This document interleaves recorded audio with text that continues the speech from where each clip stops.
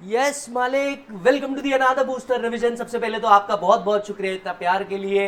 दूसरी बात मैं आपको बता दूं, अगर आप यहाँ पे डायरेक्ट लैंड कर रहे हैं तो प्लीज इसके पहले के सारे पार्ट्स आप बूस्टर के देख के आइए, आपको बहुत ज्यादा मजा आने वाला है। मैं बता दूं अब तक हमने कौन कौन से टॉपिक किए हैं। ये जो बुक मैं यूज कर रहा हूँ ये सुपर 35 फास्ट ट्रैक बुक है सीए फाइनल की, जो आपको vsmartacademy.com के ऊपर मिल जाएगी। साथ साथ में सीए फाइनल का क्वेश्चन है मैंने ऑलरेडी यूट्यूब पर डाल दिया, टोटली फ्री है, आप जाइए और जा करके देखिए, आपको बहुत ज्यादा मजा आएगा। अब तक के हमने कौन कौन से टॉपिक रिवाइज कर लिए मैं वो आपको बता दूं। हमने बेसिक्स कंप्लीट कर लिया, income tax authority, return of income, assessment procedure, appeal, rectification, revision, search, advance, ruling, ये हमने खत्म कर दिया है। इनकम टैक्स सेटलमेंट कमीशन हमने खत्म कर दिया है। मालिक क्लबिंग हम लोगों ने क्या कर दिया है, ओवर कर दिया है। कैपिटल गेन पीजीबीपी हम लोगों ने खत्म कर दिया है। इनकम फ्रॉम अदर सोर्सेज हम लोगों ने खत्म कर दिया है। तो ये इतने टॉपिक है जो हम लोगों ने इसके पहले खत्म कर दिया। अगर आपने नहीं देखे होंगे तो प्लीज जाकर के देखिए, और अगर देख लिए होंगे तो आज आपका इस रिवीजन के अंदर में स्वागत है।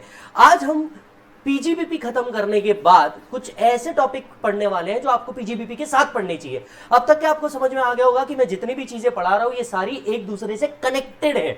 मतलब वो टॉपिक्स जो एक दूसरे के साथ आपको कनेक्शन के अंदर में पढ़ना चाहिए, वो टॉपिक हम लोग सबसे पहले क्या करते जा रहे हैं, रिवाइज करते जा रहे हैं। जब भी आप पीजीबीपी पढ़ो, इसके बाद आईसीडीएस पढ़ो, और इसके बाद आपको दो topic assessment of various entities से पढ़ने चाहिए। जी हाँ, असेसमेंट ऑफ वेरियस एंटिटीज से दो टॉपिक अगर आप निकाल करके यहां पे पढ़ोगे तो आपको ज्यादा बेहतर अंडरस्टैंडिंग होगी ना। वो कौन से टॉपिक है मैं आपको बता दूं। सबसे पहले आपने जो पढ़ना चाहिए वो पढ़ना चाहिए सर टैक्सेशन ऑफ फर्म।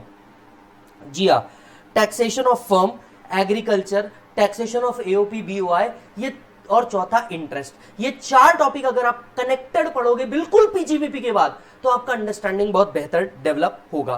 तो आइए मैं सबसे पहले चलता हूं एग्रीकल्चर इनकम की ओर, और एक पॉजिटिव कोट से शुरुआत करते हैं। Don't care what they will think. कभी भी अपने पढ़ाई करते वक्त ये मत सोचिए कि दूसरे क्या सोचेंगे, नहीं, तुम बस अपनी मेहनत करते जाओ, अपनी पूरा 100% देते जाओ। जब तुम अपना 100% दोगे तो कोई तुम्हारे ऊपर 1% का भी डाउट नहीं कर पाएगा लाइफ के अंदर में। तो एग्रीकल्चर इनकम फाइनल लेवल पे अगर ये टॉपिक देखा जाए इतना ज्यादा नहीं चलता, पर हाँ कंप्यूटेशन ऑफ टोटल इनकम या टैक्स कैलकुलेशन के वक्त इसका एक इंपैक्ट आ सकता है। इसीलिए एग्रीकल्चर को बहुत छोटा सा टॉपिक है, फटाफट आप रिवाइज करवा सकते हो। एग्रीकल्चर पे टैक्स कलेक्ट करने का पावर कभी भी सेंटर के पास है ही नहीं, आपको पता होगा, ये स्टेट अथॉरिटी के पास है। Entry number 46 to the state list agriculture पे टैक्स कलेक्ट करने का पावर देती है। एज ऑफ नाउ एग्रीकल्चर पे कोई स्टेट टैक्स कलेक्ट नहीं करता। एग्रीकल्चर इनकम सेक्शन 21A के अंदर में डिफाइंड है, और agriculture income exempt under section 10(1) के अंदर में। यस और नो? ऐसे तो agriculture income is totally exempt, but method of aggregation के थ्रू इसके ऊपर इनडायरेक्ट टैक्स कैलकुलेट हो सकता है। सो agriculture income is defined in 21A। Agriculture income is exempt under section 10(1), but income tax indirectly collect the tax on agricultural income by using method of aggregation. Agriculture income fall in the entry number 46 to the state list. It will be levied and collected by the state government. हालांकि आपने office के अंदर में अब तक के तो देख लिया होगा, समझ लिया होगा कि इसके ऊपर हम लोग कोई सेपरेट टैक्स कलेक्ट नहीं करते, सेंटर पे जाता है, सेंटर के बाद इसे क्या किया जाता है, डिवाइड किया जाता है, राइट। सेक्शन 14A आपको पता होना चाहिए, कोई भी इनकम विच इज एग्जम्प्ट, इससे रिलेटेड एक्सपेंडिचर अलाउड नहीं है। तो इससे रिलेटेड कोई भी खर्चे आपको अलाउड नहीं होने वाले while computing the income. Agriculture income क्या डिफाइन किया गया है? Agriculture income means any rent or revenue derive from an agricultural land situated in India. So agriculture income अगर फॉरेन से आई होगी तो ये टोटली टैक्सेबल बनने वाली है। Yes, so the land must be situated in India and that land must be used for the purpose of agricultural. Income from agricultural operation will be an agricultural income. Income from farmhouse, farmland will be an agricultural income.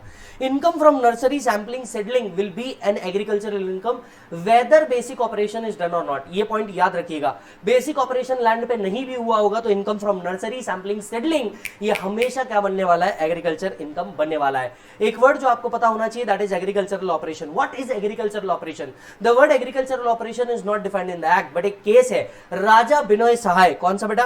राजा बिनोय सहाय एक case है जिसमें supreme court ने guideline दी है कि agriculture income को कैसे निकाला जा सकता है। अगर एसएससी मियर बेसिक ऑपरेशन के अंदर में है तो इसकी इनकम प्योरली एग्रीकल्चरल इनकम मानी जाएगी। अगर एसएससी मियर सब्सिक्वेंट ऑपरेशन के अंदर में है तो it is not an agricultural income माना जाएगा। अगर SSC basic as well as subsequent operation में है तो इसे एग्रीकल्चर इनकम माना जाएगा। ध्यान से सुनिएगा, अगर मियर बेसिक ऑपरेशन में है तो ये एग्रीकल्चर इनकम माना जाएगा, मियर सब्सिक्वेंट ऑपरेशन में है तो ये नॉन एग्रीकल्चर इनकम माना जाएगा, बेसिक प्लस सब्सिक्वेंट ऑपरेशन में है तो भैया ये माना जाएगा।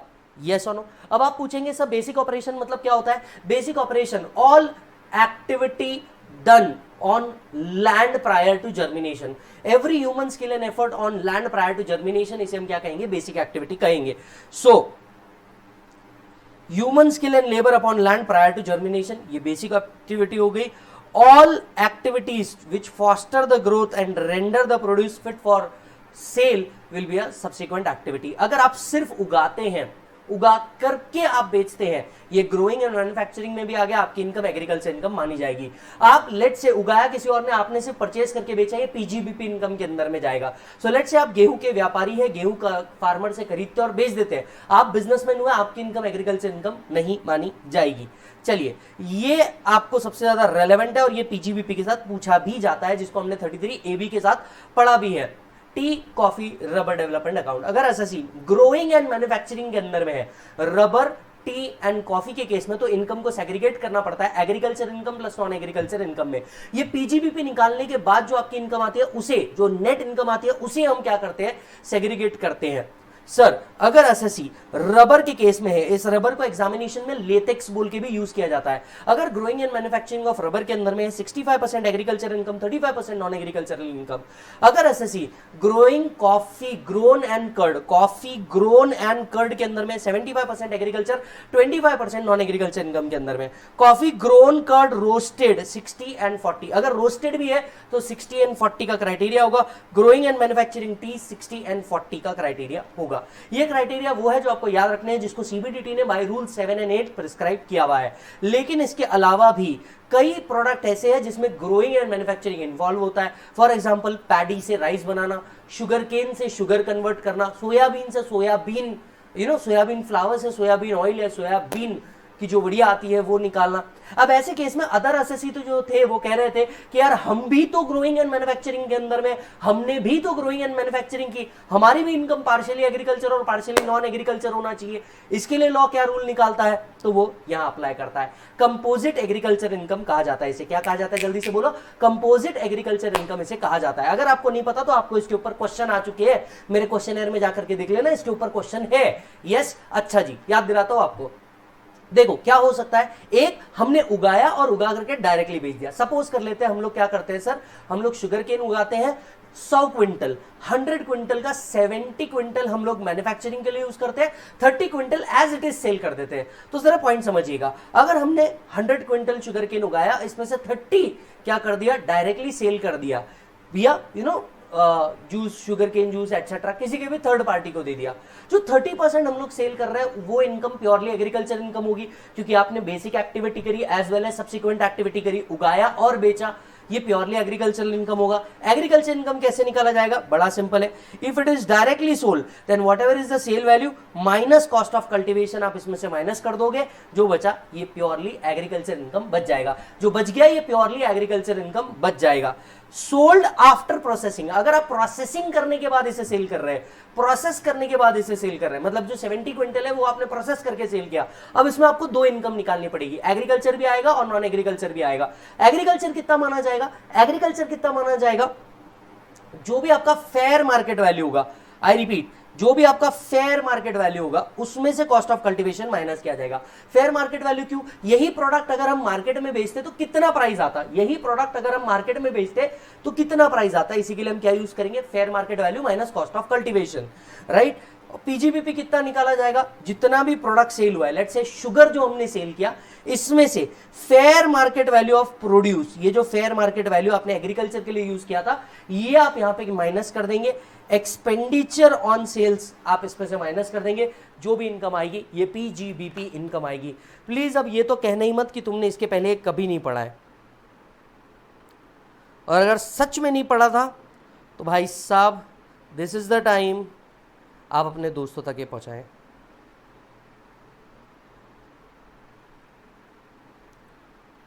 Done sir?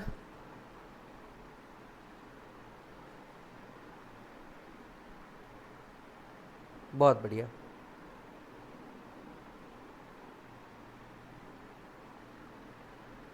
आ जाओ बेटा, आगे चलते हैं।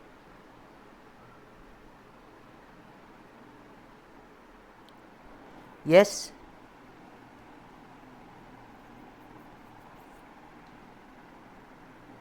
चलिए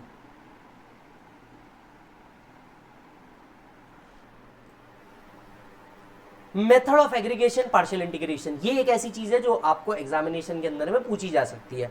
पॉइंट समझिएगा, पॉइंट समझिएगा। अगर SSC individual HUF AOP BOI AJP firm और कंपनी के लिए ये एप्लीकेबल नहीं है। अगर SSC individual HUF AOP BOI AJP है, राइट, उसकी agriculture income should exceed 5000, non agriculture income should exceed basic exemption limit that is 2,50,000, 3 lakh और 5 लाख। यस और नो? अगर उसकी एग्रीकल्चर इनकम 5000 से ऊपर है, non agriculture income basic exemption limit से ऊपर है, तो मेथड ऑफ एग्रीगेशन के हिसाब से टैक्स कैलकुलेशन होगा। मेथड ऑफ एग्रीगेशन के हिसाब से टैक्स कैलकुलेशन होगा। मेथड ऑफ एग्रीगेशन के हिसाब से टैक्स कैलकुलेशन सर किस तरह से किया जाता है? कुछ छोटी सी स्टेप है, वो फॉलो करनी पड़ती है। वैसे भी लाइफ में ऊपर जाने के लिए कुछ स्टेप्स फॉलो करनी पड़ती है, यहां पे भी कुछ स्टेप्स आपको फॉलो करनी पड़ेगी। Step number 1, agriculture plus non agriculture को मिक्स कर देना। एग्रीकल्चर प्लस नॉन एग्रीकल्चर को मिक्स कर देना। स्टेप 2, इसके ऊपर टैक्स निकालना। Step 3, agriculture plus basic exemption limit को मिक्स कर देना। Agriculture plus basic exemption limit को मिक्स कर देना, उसके ऊपर टैक्स निकालना।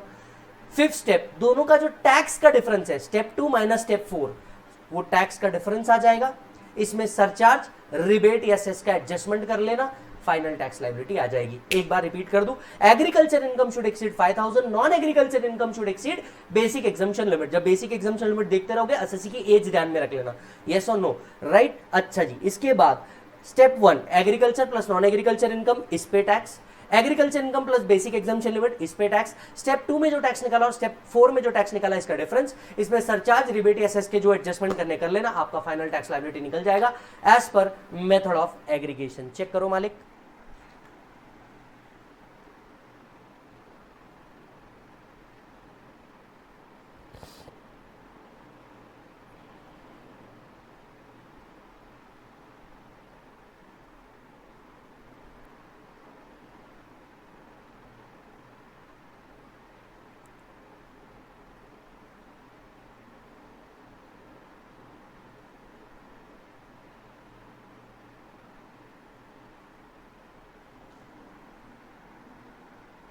डन मालिक, चलो आ जाओ। So this was your agriculture. क्या चीज याद रख सकते हो एग्जाम पॉइंट ऑफ व्यू से? एग्जाम पॉइंट ऑफ व्यू से ना मेरे भाई, एक ये याद रख, दूसरा ये याद रख, तीसरा ये याद रख। ये 3 component exam point of view से याद कर ले, बस काम खत्म हो जाएगा। इसके अलावा कुछ भी पढ़ने की जरूरत नहीं है। ये 3 चीजें अगर तूने याद कर ली, इसके अलावा तेरे को कुछ भी पढ़ने की जरूरत नहीं है। बाकी कहीं कोई टाइम वेस्ट करने की जरूरत नहीं है। Game over, that's it. Clear है बाबू? चलो जी, आगे चलते हैं, आगे चलते हैं नेक्स्ट टॉपिक के ऊपर।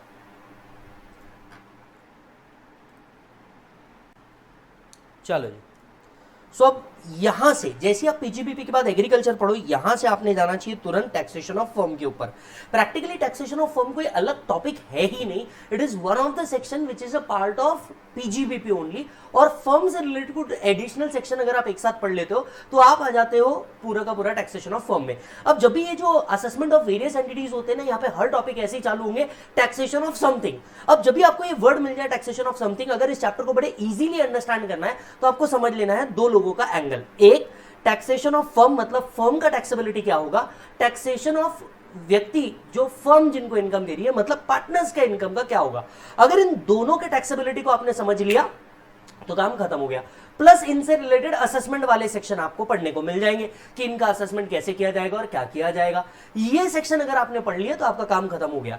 3 चीजें, जब भी आपका टैक्सेशन ऑफ एनीथिंग आ गया, 3 एंगल पढ़ने। एक, फर्म जो इनकम कमा रहा है या जिसके लिए भी आप टैक्सेशन ऑफ समथिंग पढ़ रहे हो, उनकी इनकम का क्या, वो जब इनकम किसी को दे रहे हैं उसका क्या, प्लस इसके असेसमेंट के जो सेक्शंस होंगे उनका क्या। अगर आप ये चीज पढ़ लोगे तो आपको कभी भी ज्यादा बेहतर तरीके से समझ में आएगा ये टॉपिक, राइट। अब जैसे टैक्सेशन ऑफ फर्म की अगर हम बात करें, टैक्सेशन ऑफ फर्म हमेशा सेक्शन 184 से चालू कीजिए। ये सेक्शन थ्योरी के अंदर में भी आता है, तो ये सेक्शन इंपॉर्टेंट बनता है जब असेसमेंट करते रहेंगे। अब इसीलिए देखो, पहले कभी भी असेसमेंट पढ़ो और असेसमेंट पढ़ने के बाद आप टैक्सेशन ऑफ फर्म पढ़ोगे तो आपको ज्यादा समझ में आएगा।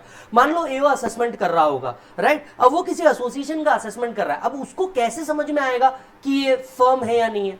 दो एंगल है, एक या तो उनका पैन कार्ड होगा, वो पैन कार्ड से असेस कर लेगा, yes they are registered as a firm. पर कई बार ऐसा होता है कई लोग मिलकर के एक साथ बिजनेस कर रहे हैं, अब इन्हें एओपी बीओआई ट्रीट करना या फर्म ट्रीट करना, क्योंकि देखिए पार्टनरशिप फर्म के अंदर में एक डीड होना चाहिए, बट ओरल अग्रीमेंट्स भी अग्रीमेंट्स होते हैं, ओरल अग्रीमेंट्स भी अग्रीमेंट्स होते हैं, राइट।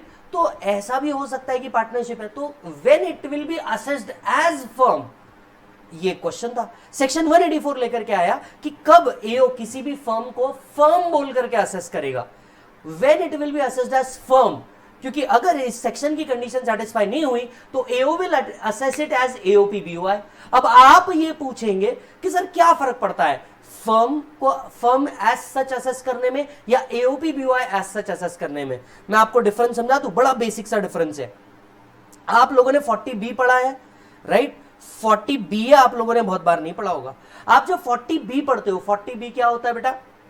40B जो फर्म पार्टनर्स को रेम्यूनरेशन देता है, इसका एक मैक्सिमम लिमिट 40B के अंदर में लिखा है। 40B के तहत जो रेम्यूनरेशन दिया जा रहा है, इंटरेस्ट दिया जा रहा है, कमीशन दिया जा रहा है, ये अलाउड एज डिडक्शन है। आई रिपीट, जो इंटरेस्ट दिया जा रहा है, जो रेम्यूनरेशन दिया जा रहा है, जो कमीशन दिया जा रहा है, it is allowed as deduction. पर 40BA ये एओपी बीओआई को लगता है, और एओपी बीओआई जो अपना इंटरेस्ट दे रही है, जो अपना रेम्यूनरेशन दे रही है या जो अपना कमीशन दे रही है, it is not allowed as deduction while computing PGBP. ये सबसे बड़ा डिफरेंस हो जाता है। इसीलिए असेसी एंगल से कभी भी बेहतर है कि उसके एसोसिएशन को फर्म बोल करके ट्रीट किया जाए रादर देन एओपी बीओआई। अब किसी भी एसोसिएशन को फर्म कब ट्रीट किया जा सकता है, इसका कंडीशन देता है सेक्शन 184 असेसमेंट वाला section. When a AO will treat or assess the firm as such, इस सेक्शन की कंडीशन अगर सेटिस्फाई हो गई, it will be assessed as firm, otherwise it will be assessed as AOP BOI. AOP BOI बोल के assess किया मतलब क्या हो जाएगा, जो पीएनएल के अंदर में इंटरेस्ट, रेम्यूनरेशन, कमीशन डेबिटेड है, ये प्रॉफिट में एड बैक हो जाएगा और ज्यादा टैक्स देना पड़ेगा, ज्यादा टैक्स देना पड़ेगा। साथ साथ में आपको बता दूं, एओपी बीओआई पे जो टैक्स रेट है ये एमएमआर के रेट्स होते हैं, मतलब द हाईएस्ट रेट 42.744% वाले वो रेट अप्लाई करते हैं। हेंस कभी भी बेहतर है it will be assessed as firm rather than AOP BOI. Yes और नो? सो आइए समझते हैं फर्म को फर्म जैसे असेस कब किया जाएगा। A firm shall be assessed as firm, word देख रहे हो क्या लिखा है? A firm shall be assessed as firm word लिखा है।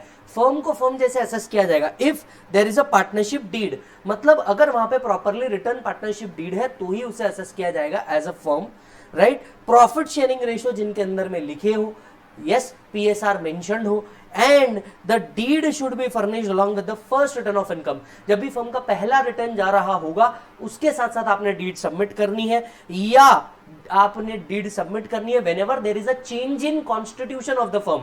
फर्म का कॉन्स्टिट्यूशन अगर चेंज हो रहा है तब आपने डीड सबमिट करनी है, या फर्म का प्रॉफिट शेयरिंग रेशियो जिस साल चेंज हो रहा है उस साल आपको डीड सबमिट करनी है। कमन तीन चीजें होनी चाहिए, एक डीड होना चाहिए, दूसरा डीड में प्रॉफिट शेयरिंग रेशियो लिखा हुआ होना चाहिए, तीसरा प्रॉफिट शेयरिंग रेशियो, ये जो डीड है ये आपको रिटर्न के साथ सबमिट करनी है। पहला रिटर्न जब फर्म का जा रहा होगा तब, फर्म का चेंज इन कॉन्स्टिट्यूशन हुआ होगा तब, फर्म का change in profit sharing ratio हुआ होगा तब, right. Dissolution of firm, firm का अगर डिसोल्यूशन हुआ होगा तो आपको अकॉर्डिंगली क्या करना होगा, डीड सबमिट करनी होगी। इन शॉर्ट 4 बड़े इवेंट में आपको डीड सबमिट करनी होगी। अगर आप ऐसा सबमिट नहीं करते हैं तो आपका फर्म को फर्म बोल के नहीं, वो एओपी बीओआई बोल करके असेस कर देगा। Yes, there should not be any failure on the part of the firm, otherwise it will be best judgement assessment. अब बेस्ट जजमेंट असेसमेंट कर लेगा मतलब क्या कर लेगा, it will treat it as AOP BOI. वो बेस्ट जजमेंट करके करेगा क्या, सीधी सी बात है, वो एओपी बीओआई बोल करके ट्रीट कर लेगा।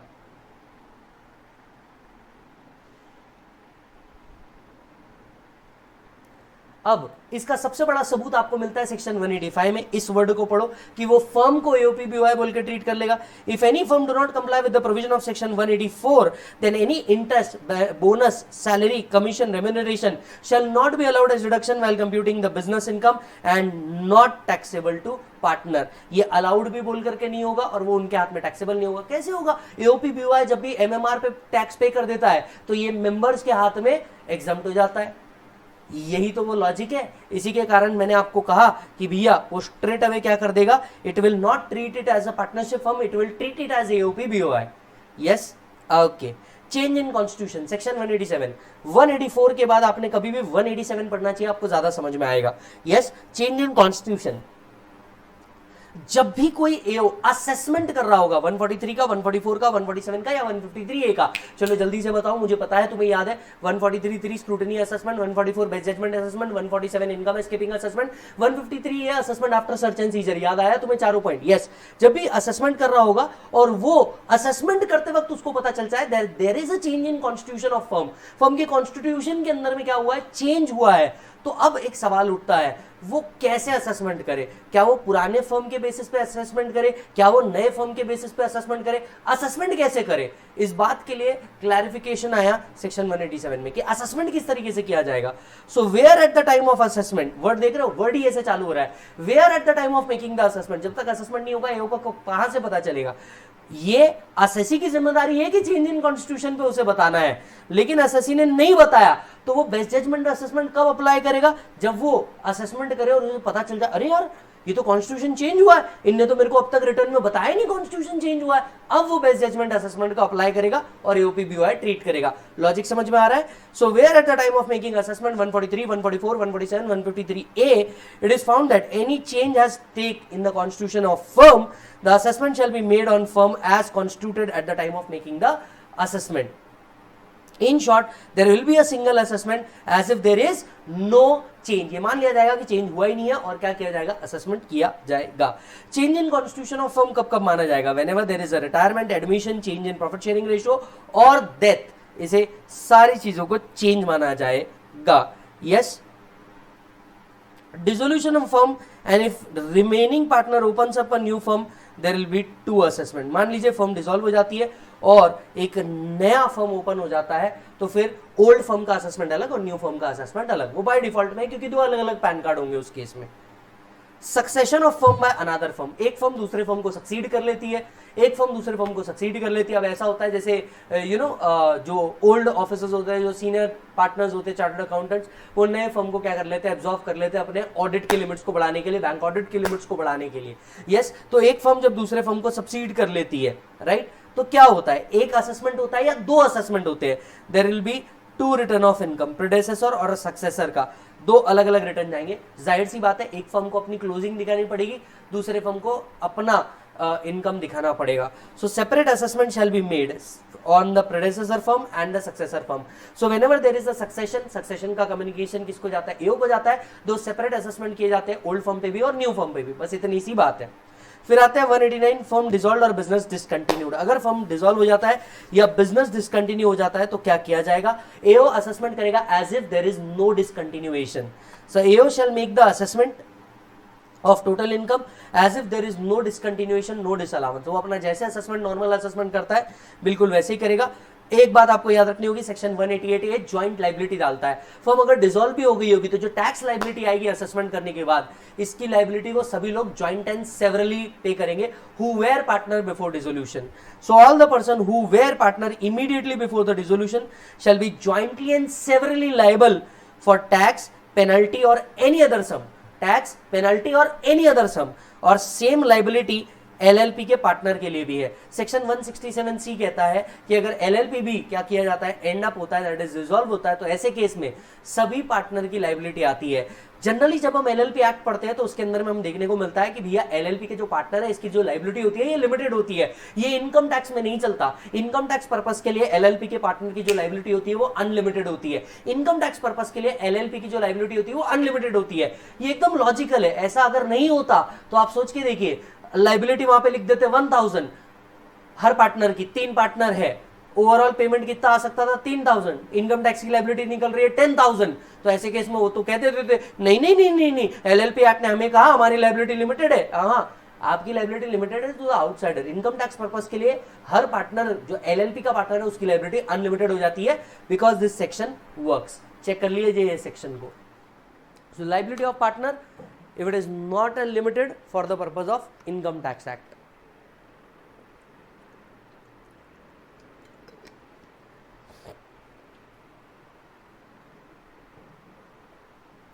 Done sir?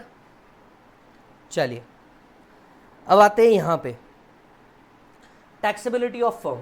फर्म का टैक्सेबिलिटी किस तरीके से होगा? सबसे पहले तो शुरुआत से शुरू करते हैं। रेसिडेंशियल स्टेटस फर्म या एलएलपी का कैसे निकाला जाएगा? सेक्शन 6 सब सेक्शन 4 अगर कंट्रोल एंड मैनेजमेंट होली या पार्टली इंडिया में है तो रेसिडेंट, अदरवाइज नॉन रेसिडेंट। तो रेसिडेंशियल स्टेटस कैसे निकाला जाता है, 6(4) को अप्लाई किया जाता है। आपको याद दिला दूं, जो फर्म है, फर्म के लिए डायरेक्ट टैक्स रेट है, firm includes LLP, under the every provisions of the income tax firm include LLP except for the purpose of 44AD, इसीलिए 44AD पहले ही पढ़ा दिया। तो बॉस 44AD में firm do not include LLP, otherwise हर जगह firm includes LLP। दूसरी बात, फर्म का जो टैक्स रेट है ये 30% है। सरचार्ज जो लगता है वो कितने के ऊपर लगता है, आपको भी पता है सर, 12% लगता है 1 करोड़ के ऊपर, और सेस तो 4% है ही। So the tax rate is 30% plus 12% surcharge plus 4% cess. Special income will be chargeable at a special rate, long term 20%, short term 15%, 111 A वाला, एंड 112 ए बियॉन्ड 1 लाख 10% आएगा। याद रखिए, शेयर ऑफ फर्म किसी भी पार्टनर के हाथ में क्या है, exempt under section 10(2)(a। Share जो मिल रहा है फर्म का या एलएलपी का, वो पार्टनर के हाथ में क्या है, एग्जाम्प्ट अंडर सेक्शन 10(2)(a। अच्छा जी, फर्म जो इंटरेस्ट, रेम्यूनरेशन और कमीशन दे रही है, this is subject to the limit of 40B, this is subject to the limit of 40B। Firm को अगर कोई लॉसेस आते हैं तो वो फर्म ही कैरी फॉरवर्ड कर सकती है, वो पार्टनर कैरी फॉरवर्ड नहीं कर सकते। फर्म की इनकम कैसे कंप्यूट की जाएगी, जैसे नॉर्मल 5 हेड कंप्यूट किए जाते हैं, बिल्कुल उसी तरीके से आपके 5 हेड की इनकम कंप्यूट की जाएगी। कोई नया तरीका नहीं है कंप्यूटेशन का, यानी कंप्यूटेशन वाइज कोई नया तरीका नहीं है। बस एक चीज याद रखना होगा, जब हम पीजीबीपी कंप्यूट करते रहेंगे तो अपार्ट फ्रॉम ऑल डिडक्शन, जो रेम्यूनरेशन है, इंटरेस्ट और कमीशन है, इसका deduction is subject to 40B। Yes, 80C to 80U के जो रेलेवेंट डिडक्शन है फर्म के लिए वो आपको मिल जाएंगे, कोई प्रॉब्लम नहीं है। यहाँ पे chapter 6A is the more relevant word, chapter 6A के मिल जाएंगे, not just 80C to 80U, chapter 6A part A, part B, part C, part D सबके मिलेंगे, right. 44AD is not applicable to LLP, however it is applicable to firm. 139 is applicable, मतलब return of income partner के case में क्या है बेटा, mandatory है, ये हमने पहले भी पढ़ा हुआ है। फर्म को प्रॉफिट हो, लॉस हो, डजंट मैटर, रिटर्न भरना है। यस,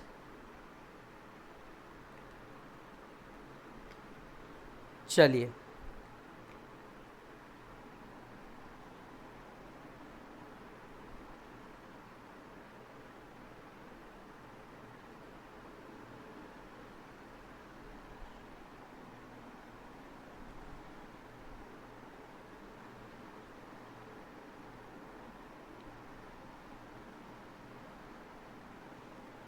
डन सर, आ जाओ।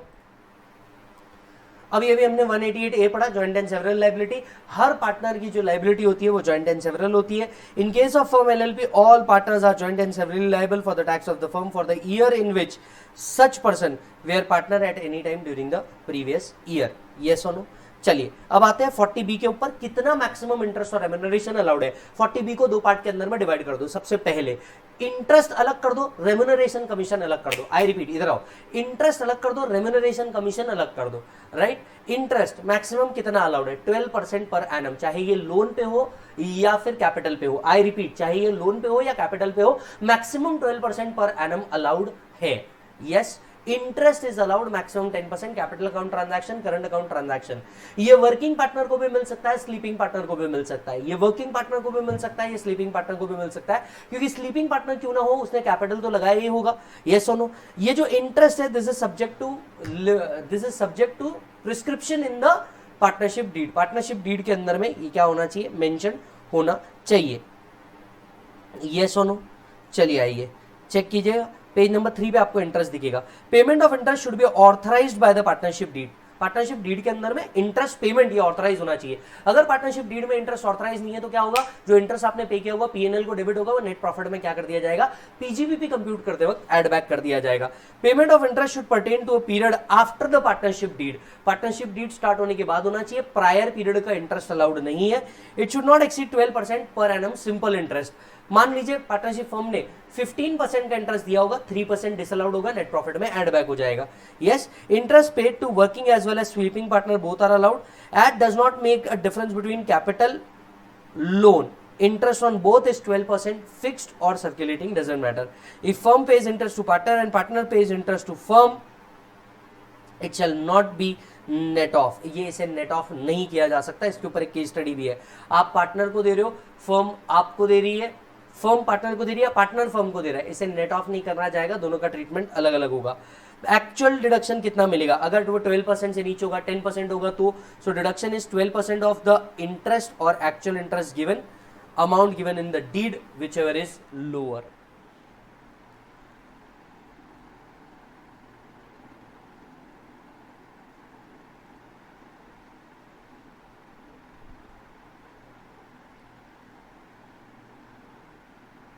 Yes sir.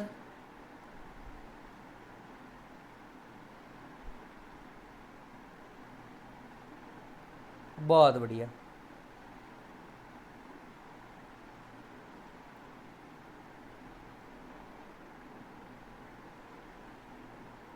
चलो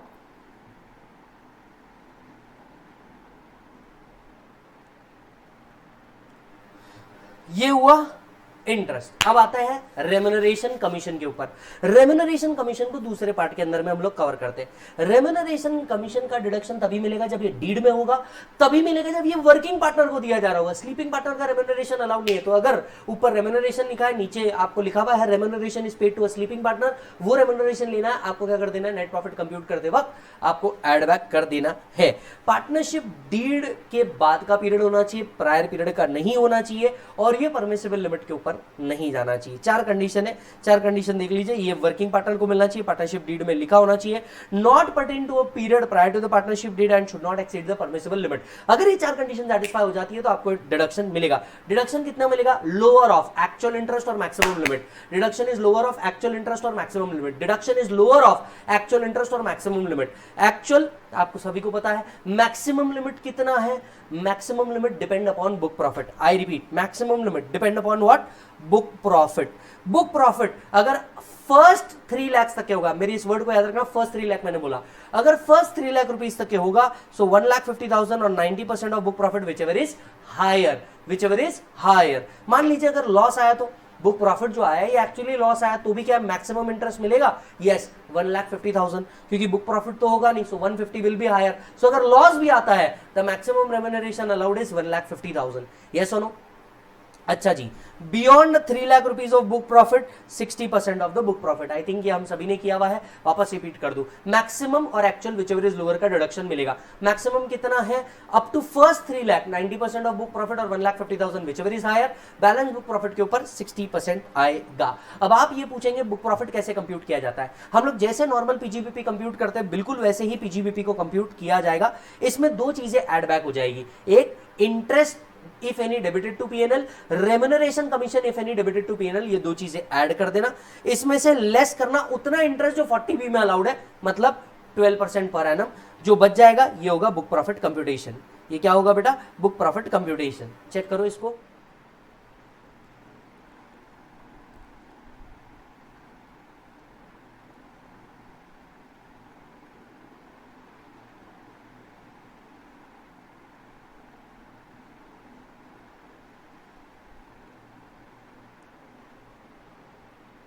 चलो बहुत बढ़िया, आ जाओ. जब हम बुक प्रॉफिट कंप्यूट करते रहते हैं तो उसमें अदर हेड की इनकम को हमें कंसिडर नहीं करना है. एकदम लॉजिकल बात है, क्योंकि हम बोल रहे हैं net profit as per PGBP. PGBP compute करते वक्त हम जो इनकम अदर हेड में टैक्सेबल है उसे माइनस कर देते हैं. So income chargeable under the head of capital gain HP other sources will not form part of PGBP. Remuneration 40B के लिए कमीशन भी इंक्लूड हो जाएगा इसी अंदर में. Brock forward losses will not be deducted from the profits. Yes, क्योंकि ये ओवरऑल पीजीबीपी से माइनस किया जाता है. Permissible deduction from gross total income shall be ignored while computing the book profit.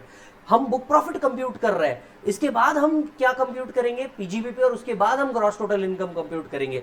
तो जब आप बुक प्रॉफिट निकालते रहोगे permissible deduction from gross total income का एडजस्टमेंट नहीं करना है. As per ACIT versus Great City Manufacturing Company, it was held that once 40B is applied, 40A2 cannot be applied. 2 star mark देख करके रखना. एक बार एक केस के अंदर में ऐसा हुआ, सबसे पहले असेसिंग ऑफिसर ने 40B अप्लाई किया, उसके बाद वो कहता है ये इंटरेस्ट भी अब मेरे को एक्सेस लग रहा है, मैं इस पे 40A2 लगाऊंगा. असेसी ने कहा ये क्या बात हुई, या तो 40A2 लगाओ या तो 43B या तो 40B लगाओ, तुम दोनों एक साथ नहीं लगा सकते. मैटर कोर्ट तक के गया, कोर्ट ने फाइनली ये डिसाइड कर दिया अगर 40B अप्लाई हुआ तो 40A2 अप्लाई नहीं हो सकता. Yes, any payment made Beyond this limit will be disallowed while computing the PGBP. Explanation 1 and explanation 2, ये बहुत बढ़िया पॉइंट है, जरा ध्यान से सुनिएगा. If individual is a partner in firm on representative capacity and receive the interest on individual capacity, then 40B is not applicable. जरा point को ध्यान से सुनिएगा. A, B, C who is representing HUF, बराबर है, इनने क्या किया है, फर्म को लोन दिया है. फर्म इनको इंटरेस्ट दे रहा है, इनको रेम्यूनरेशन दे रहा है. Obviously this is subject to 40B. Answer is yes, right. अब सी ने इंडिविजुअल कैपेसिटी में क्या किया था, लोन दिया था फर्म को. इंडिविजुअल कैपेसिटी में लोन दिया था. यहां पे C is representing HUF. Individual capacity में फर्म को क्या किया था, लोन दिया था. फर्म अब इंटरेस्ट दे रहा है. क्या इसके ऊपर 40B का वो 12% वाला लिमिट एप्लीकेबल है? Answer is no. 15% भी अगर इंटरेस्ट दिया होगा, क्या ये अलाउ हो सकता है? Answer is yes. Answer is yes. So अगर वर्ड देखिए क्या लिखा है, if individual partner on a representative capacity and receives the interest on individual capacity, then 40B is not applicable. individual capacity में अगर interest receive करोगे 40B कहां से आएगा? 40B तभी applicable है when you are a partner of a firm. Yes or no? If you are not a partner of a firm, C is not a partner of the firm. He is just representing HUF. HUF is a partner in a firm. He is just representing HUF. वो individual capacity में जो उसको interest मिल रहा होगा, that is not subject to 40B. अब यही explanation 2 में उल्टा कर दिया गया है. If individual is a partner on individual capacity, अब C अगर individual capacity में और लोन HUF ने दिया होता, मतलब इसी को अब उल्टा कर लो. A, B, C are the partner of the firm. इन्होंने लोन दिया है, ये इंटरेस्ट दे रहे हैं. Obviously this is subject to 40B. Yes. Now HUF जिसका C क्या है, मेंबर है, इसने अगर लोन दिया होगा, ये इंटरेस्ट दे रहे होंगे, तो क्या इस पे 40B आएगा? Answer is no. Your partner is in individual capacity और जो उसको इंटरेस्ट मिल रहा है वो रिप्रेजेंटेटिव कैपेसिटी में मिल रहा है, तो ये सेक्शन एप्लीकेबल नहीं है. सो if the individual is a partner on individual capacity and receives the interest on representative capacity, 40B is not applicable. जाहिर सी बात है, 40B तभी applicable है when you are a partner. If you are not a partner and receiving the interest, 40B applicable नहीं है. फिर उसके ऊपर fair market value and other चीजें आ सकती है. The above explanation are only for the purpose of interest and not for the purpose of remuneration for the purpose of 40B. ये जो ऊपर के दो explanation है, ये सिर्फ interest के लिए वर्क करते हैं, remuneration के लिए वर्क नहीं करते. Yes, मैंने यहां पे सिर्फ एग्जाम्पल के लिए 40B लिखा हुआ है. सो टैक्सेबिलिटी ऑफ फर्म देख रहे थे हम. फर्म जब भी कंप्यूटेशन करता रहेगा, कुछ अदरवाइज नहीं बदलने वाला, सिर्फ इंटरेस्ट और रेम्यूनरेशन कमीशन के ऊपर लिमिट है, राइट. अब ये हो गया पहला असेसमेंट वाले सेक्शन हमने पढ़ लिए. फिर हमने पार्टनरशिप फर्म का टैक्सेबिलिटी देख ली. अब हम चैप्टर के तीसरे और लास्ट पार्ट पे आ रहे हैं. पार्टनर को जब इनकम मिलती है तब क्या होता है?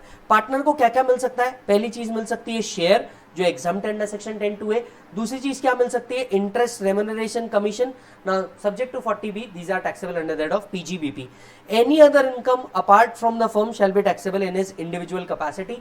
इसके अलावा, फर्म के अलावा जो इनकम आ रही है वो इंडिविजुअल कैपेसिटी में टैक्सेबल होगा. फॉर एग्जांपल पार्टनर ने FD रखा था, उसके ऊपर इंटरेस्ट आ रहा है, IFO इसके अंदर में टैक्सेबल होगा. पार्टनर डिडक्शंस ले सकता है क्या? बिल्कुल डिडक्शंस ले सकता है. फॉर एग्जांपल मैंने पार्टनरशिप फर्म के अंदर में इन्वेस्ट किया था बैंक से लोन लेकर के, तो जो इंटरेस्ट मैं पे कर रहा हूं वो इसमें से मैं माइनस करके अपना कंप्यूटेशन निकाल सकता हूं. तो पार्टनर ऑफ द फर्म का जो कैलकुलेशन रहेगा वो बिल्कुल नॉर्मल तरीके से रहेगा. यस सर, पार्टनर को रिटर्न कब भरना है? इस पॉइंट पे ध्यान सुनिए क्योंकि 139 में अमेंडमेंट हुआ है. पार्टनर को रिटर्न कब भरना है? स्लीपिंग पार्टनर हो, मेरी वर्ड ध्यान से सुनिए, आपको कुछ याद आएगा. अमेंडमेंट अगर आपने पहले के बूस्टर रिवीजन देखे होंगे, स्लीपिंग पार्टनर अगर हो या वर्किंग पार्टनर हो, अब आपको रिटर्न 31 अक्टूबर तक के भरना है. यस और no, right. CIT versus Anil hardware 2010 judgment. ये जजमेंट को आज तो अब खैर पूछा नहीं जाता, ये ओल्ड जजमेंट हो चुका है. सवाल ये था, आपको वन ऑफ द कंडीशन दी थी कि भैया ऊपर प्रॉफिट शेयरिंग रेशियो लिखा हुआ होना चाहिए. मान लो प्रॉफिट शेयरिंग रेशियो नहीं लिखा हुआ है, लेकिन रेम्यूनरेशन किस तरीके से निकाला जाएगा इसका मैनर स्पेसिफाइड है डीड में, तो क्या डिडक्शन मिल सकता है? अगर मैनर स्पेसिफाइड है तो डिडक्शन मिल सकता है, ये बात हुई थी. सो where deed does not specify remuneration payable but lays down the manner of fixing the remuneration, would the assessee firm be entitled to deduction? If manner is specified, deduction will be allowed. अगर manner specified है तो deduction allowed रहेगा.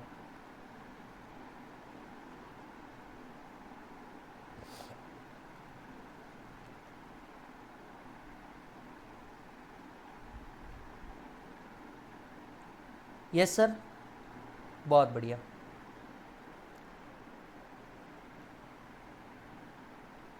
आ जाओ बेटा आगे।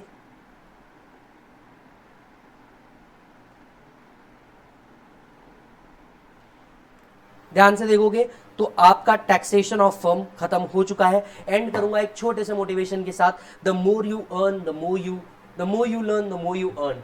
सिर्फ learning, मैं इसको यहां पे आपको नहीं रोक रहा हूं, आपको बहुत सी चीजें सीखनी है। सिर्फ इस किताबी ज्ञान के अलावा ना बहुत सी चीजें सीखनी है। एक अच्छी राय दूं, सारे बच्चों को एक बहुत अच्छी राय दे रहा हूं जो फाइनल के अंदर में है। देखिए आज फाइनल वालों का मैक्सिमम टाइम कहां वेस्ट होता है, मैं आपको बताऊं। आपका मैक्सिमम टाइम होता है फोकट की चीजें देखने में। आप इस बात को अग्री कीजिए कि आपका टाइम बड़ा क्रूशियल है। पहले तो आपके ऊपर ऑफिसर्स की जिम्मेदारी है, बॉस आपको एंड तक के छोड़ता नहीं है, यस और नो। और आपके ऊपर जिम्मेदारी बहुत बड़ी है। आप में से कई लोग हैं जिनकी एज आगे बढ़ रही है। आप में से कई लोग हैं जो सोच रहे हैं कि यार मेरे ऊपर परिवार की जिम्मेदारी है, मेरे ऊपर फाइनेंशियल स्ट्रेस है, मुझको खुद को लगता है यार मैंने थोड़ा सा जल्दी कर देना चाहिए। आप खुद सोच के देखिए आप टाइम कहां वेस्ट करते हैं। एक सेम चीज पढ़ रहे हो, उसी चीज को पढ़ रहे हो बार बार, सेम चीज बार बार पढ़े जा रहे हो। अरे एक ही बुक को 4 बार पढ़ लेने से कुछ अलग नहीं आ जाएगा आपके पास।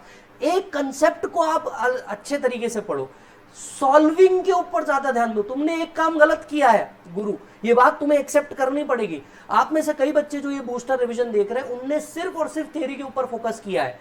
कई बच्चों से गलती क्या हुई है मैं आपको बताता हूं। कई बच्चों से ये गलती ये हुई है कि उनने क्लासेस की प्लानिंग प्रॉपर नहीं करी, जिसके कारण एंड में आते वक्त डीटी और आईडीटी जो फुल कोर्स लेने चाहिए थे, जो आपने फुल कोर्स लेने चाहिए थे, many of the people ended up in fast track batch. भाई डीटी आईडीटी ये फास्ट ट्रैक में करने लायक चीजें नहीं है, इनको रेगुलर करना पड़ता है और इनके प्रॉब्लम सॉल्व करने पड़ते हैं। कई लोग डीटी आईडीटी में आज स्कोर पता है क्यों नहीं कर पा रहे, वो इसलिए नहीं कर पा रहे क्योंकि उनका प्रॉब्लम का प्रैक्टिस ही जीरो है। उनने सिर्फ कंसेप्ट पढ़ा हुआ है। अब कंसेप्ट पढ़ना और प्रॉब्लम सॉल्व करना दो अलग अलग चीजें, आप एक्सेप्ट करेंगे इस बात को। आपने प्रॉब्लम सॉल्व ही नहीं किया। आप जाकर के देखो, मैंने क्लास के अंदर में रेगुलर बैच के अंदर में मोर देन 300 प्रॉब्लम सॉल्व कराया है। और मैं बच्चों को बोलता हूं कि तुम ये गलत कर रहे हो, it's not a theory subject. इसको थ्योरी क्यों बना के रखा है आप समझ में नहीं आ रहा। ये जितना थ्योरी है उतना ही प्रैक्टिकल है। प्रॉब्लम पता है फिर क्या होता है डीटी आईडीटी के अंदर में? फिर डीटी आईडीटी में प्रॉब्लम ये होता है कि बच्चा जब एक्चुअली प्रॉब्लम सॉल्व करने बैठता, उसने कंसेप्ट पूरा थ्योरी पढ़ा हुआ है, नो डाउट डीटी का सिलेबस बड़ा है तो उसने थ्योरी पूरा पढ़ा हुआ है और प्रॉब्लम सॉल्विंग करी नहीं है। जब प्रॉब्लम सॉल्विंग करी नहीं है, 3 घंटे में पेपर कैसे कंप्लीट होगा डीटी का? नहीं हो सकता, क्योंकि प्रॉब्लम सॉल्व करते हो 50 डाउट आते हैं मन में। एक्सेप्ट करो इस बात को कि ये गलती हुई है। अब 50 प्रॉब्लम सॉल्व 50 डाउट आते हैं प्रॉब्लम सॉल्व करते हो। अब आप बोलोगे सर हमने आर्टिकलशिप की है, आर्टिकलशिप में हमने डीटी के अंदर में आर्टिकलशिप करी है। डीटी के अंदर में क्या आर्टिकलशिप करी है बे? मैं खुद प्रैक्टिस में हूं, मेरे को नहीं मालूम है क्या काम कर रहे हो तुम। सॉफ्टवेयर के अंदर में तो तुम लोग क्या करते हो, पूरा का पूरा टैक्स निकालते हो और यहां जो टैक्स निकालना होता है उसको कैलकुलेट करना होता है। कई बार तो फाइनल में आके बच्चा इस बात पे कंफ्यूज हो जाता है, पहले सेस ऐड करूं कि सरचार्ज ऐड करूं कि पहले रिबेट का इफेक्ट दूं। क्या गलती कर रहे हो यार? पूरा सॉफ्टवेयर ऑटोमेटिकली वहां पे 234 एबीसी का इंटरेस्ट निकालता है। तुमको पता है बुक पे कैसे निकालते हैं 234 एबीसी? सिस्टम तो ऑटोमेटिक निकाल लेता है। तुमने प्रिंट निकाली सॉफ्टवेयर की, ये काम किया है तुमने ऑफिस के अंदर में। मैं 10 साल से प्रैक्टिस के अंदर में हूं, तब जाके आपको असेसमेंट और ये टॉपिक्स इतने लिंकअप के अंदर में पढ़ा पा रहा हूं कि ये इसके बाद ये इसके बाद ये इसके बाद ये लिंक है, इस लिंक को ऐसे पढ़ो। यही तो गलती कर रहे हो यार। थोड़ा सा प्रैक्टिस के ऊपर फोकस करो। सर कैसे प्रैक्टिस करें? अरे क्वेश्चन बैंक है ना भाई, मेरा क्वेश्चनर है, क्वेश्चनर ले उठा, उसको सॉल्व करके देख। कहीं तू अटक जाए या ये एडजस्टमेंट ऐसा क्यों हुआ ये समझना है, पूरा यूट्यूब पे फ्री वीडियो डाला है, जा करके देख। करना पड़ेगा मेरे भाई, करने से होगा, ऐसे नहीं होगा, ऐसे बिल्कुल नहीं होगा। करने से होगा कि बॉस ये टॉपिक ये है, मेरे को इसके प्रॉब्लम सॉल्व करने, टोटल इनकम के प्रॉब्लम उठा करके सॉल्व करो, पीजीबीपी के प्रॉब्लम उठा करके सॉल्व करो। 120 से ज्यादा प्रॉब्लम दिए मैंने क्वेश्चनर के अंदर में पीजीबीपी के, उठाओ करो सॉल्व, तब तुम्हें समझ में आए टोटल इनकम में क्या दिमाग लगता है। वर्किंग नोट बनाओ। तुम्हारे पास फॉर्मेट नाम की तो चीज है ही नहीं। अब एक्सेल होता है तो फॉर्मेट बड़ा इजी हो जाता है क्लाइंट को देने के लिए। तुम्हारे पास फॉर्मेट नाम की कोई चीज ही नहीं है पेपर के अंदर में, तुमको पता ही नहीं है फॉर्मेट को सॉल्व कैसे करते। क्या करोगे यार तुम? यही तो तुम गलती कर रहे हो, ये गलती आपको अवॉइड करनी है। और अब क्या हो चुका है, सी आर्टिकलशिप के चक्कर में आपकी क्लासेस जो हो चुकी है वो पेन ड्राइव में हो चुकी है, आप अपने मर्जी के हिसाब से फॉर्मेट बनाया नहीं बनाया अपने मर्जी के हिसाब से सॉल्व करे जा रहे हो। ये तो गलत कर रहे हो ना मेरे भाई, तुम यही सबसे बड़ी गलती कर रहे हो, ये गलती मत करो। समझ में आई बात? तो क्या लिंक दिया भाई साहब हमने, चलो आओ इंडेक्स के ऊपर 2 टॉपिक हमने और खत्म कर दिए। टैक्सेशन ऑफ फर्म हमने खत्म किया और अब हम जा रहे हैं टैक्सेशन ऑफ एओपी बीओआई। तुरंत इसके बाद टैक्सेशन ऑफ एओपी बीओआई पढ़ो, पीजीबीपी से लिंक्ड अप है। तो जैसे ही आप पीजीबीपी पढ़ो इसके बाद तुरंत एग्रीकल्चर पढ़ लेना, तुरंत टैक्सेशन ऑफ फर्म पढ़ लेना, तुरंत टैक्सेशन ऑफ एओपी बीओआई पढ़ लेना, एकदम से किक बैठेगा, अच्छा हाँ ये ऐसा है पीजीबीपी कंप्यूट करते वक्त। बाकी इन टॉपिक्स के अंदर में कुछ नहीं है, ये टॉपिक इधर से ही कनेक्टेड है और इसीलिए अगर आप मेरा बुक देखोगे तो पूरा इस सीक्वेंस के अंदर में बना हुआ है, जिस सीक्वेंस में आपको इसे पढ़ना चाहिए। तो आओ नेक्स्ट चैप्टर के ऊपर चलते हैं, taxation of AOP BOI. Start करते हैं एक छोटे से मोटिवेशन के साथ। Everyone's journey is different. Life में कुछ चीजें जो आप करते हो ना, प्लीज इसको करना बंद करो, अपने आप को किसी दूसरे से कंपेयर करना, प्लीज इसको बंद करो। आपकी सिचुएशन टोटली अलग है। मे भी ऐसा हो सकता है कोई बच्चा दूसरा 4 घंटे में पढ़ के उसको सब समझ में आ जाता होगा और तुमको उस चीज के लिए 6 घंटे लगते होंगे। तुम्हारी जर्नी कभी भी दूसरों से 100% डिफरेंट है। अपने आप को इससे कंपेयर करना बंद कर दो, बंद कर दो ये सोचना वो उसको जल्दी सक्सेस मिल गया या इसको कम सक्सेस मिल गया या इसको ज्यादा सक्सेस मिल गया। तुम तुम्हारा मेहनत करो। अगर तुम तुम्हारी कल की मेहनत से आज ज्यादा सेटिस्फाइड हो ना तो बस काम खत्म है। तुमको तुम्हारी नजरों में ऊपर आना है, किसी और की नजरों में नहीं। तुम्हारे पेरेंट्स प्राउड होने चाहिए, तुमको किसी और के पेरेंट्स को प्राउड करवाने की जरूरत नहीं है। समझ में आ रही है बात? तो अपनी जर्नी के ऊपर फोकस करो, अपने आप पे प्राउड करो और याद करो तुम वही बंदे हो जिसने 70-80% लाया था। बस फर्क कहां पड़ गया पता है? जब तुम 11th-12th में थे 70-80% लाए थे, तुम मेहनत ज्यादा करते थे, प्रॉब्लम सॉल्विंग पे ज्यादा फोकस करते थे। आज प्रॉब्लम ये हो चुका है कि तुम कॉन्सेप्ट पे तो बस उतना ही फोकस कर रहे हो जितना तुम पहले फोकस करते थे, लेकिन प्रैक्टिस पे फोकस ना होने की वजह से तुम्हारा जो मार्क्स है ये रिड्यूस हो रहे हैं। यस, ध्यान दीजिएगा इसके ऊपर। Taxation of AOP BOI, yes, कितने एंगल समझने पड़ेंगे? एवरीबॉडी 3 एंगल समझने पड़ेंगे। एओपी बीओआई को इनकम हुई उसका कैसे कंप्यूटेशन करना है, मेंबर्स को जो इनकम आ रही है इसका कैसे कंप्यूटेशन करना है, और एओ जब इसके असेसमेंट्स करेंगे तो असेसमेंट रिलेटेड सेक्शन कैसे वर्कआउट होंगे। यस, पॉइंट नंबर 1, हम एओपी बीओआई कब मान सकते हैं? इस टॉपिक को केस लॉस से चालू करो तो ज्यादा बेहतर समझ में आएगा। 2 केस लॉस है इस टॉपिक के अंदर में जो सबसे ज्यादा फेमस है, जिनके ऊपर आज भी वही क्वेश्चन सदियों से चले आ रहे हैं, वही पूछे जा रहे हैं। एक है सुधीर नागपाल और दूसरा है Govind Mamiya case. I repeat, एक है सुधीर नागपाल और दूसरा है गोविंद मामिया केस। अब ये सुधीर नागपाल का केस क्या है जरा समझिएगा। प्रॉपर्टी मिली इनहेरिटेंस में 3 भाइयों को, ध्यान से सुनिएगा। प्रॉपर्टी मिली 3 इनहेरिटेंस में 3 भाइयों को, इसमें से एक भाई ने इसके ऊपर क्या कर दिया, बिल्डिंग बना दिया खुद के खर्चे से। यस, और इस प्रॉपर्टी को रेंट पे दे दिया। सवाल 1, प्रॉपर्टी से जो रेंट आ रहा है ये पीजीबीपी है या एचपी है? सिर्फ it is a land building opportunity there too, तो ये क्वेश्चन ही खत्म हो जाता है, ये एचपी है। पॉइंट 1। पॉइंट 2, अब ये 3 भाइयों को इनहेरिटेंस में मिली, एक पर्सन ने उसके ऊपर बिल्डिंग बनाई और इससे रेंट आ रहा है। एओ बोलता है कि मैं इसे एओपी बीओआई बोल करके क्या करूंगा, असेस करूंगा। इसे क्या करूंगा, एओपी बीओआई बोल करके क्या करूंगा, मैं असेस करूंगा।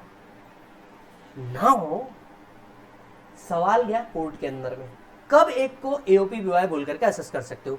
किसी भी एसोसिएशन को एओपी बीओआई तब हम बोल करके असेस कर सकते हैं when there is a community of interest. ये वर्ड को याद रखना, there is a community of interest. अगर कॉमनिटी ऑफ इंटरेस्ट है तो ये चीज हो सकती है। इधर आइए, property was received under inheritance, mister Sudhir Nagpal were constructed the property and gave it on rent.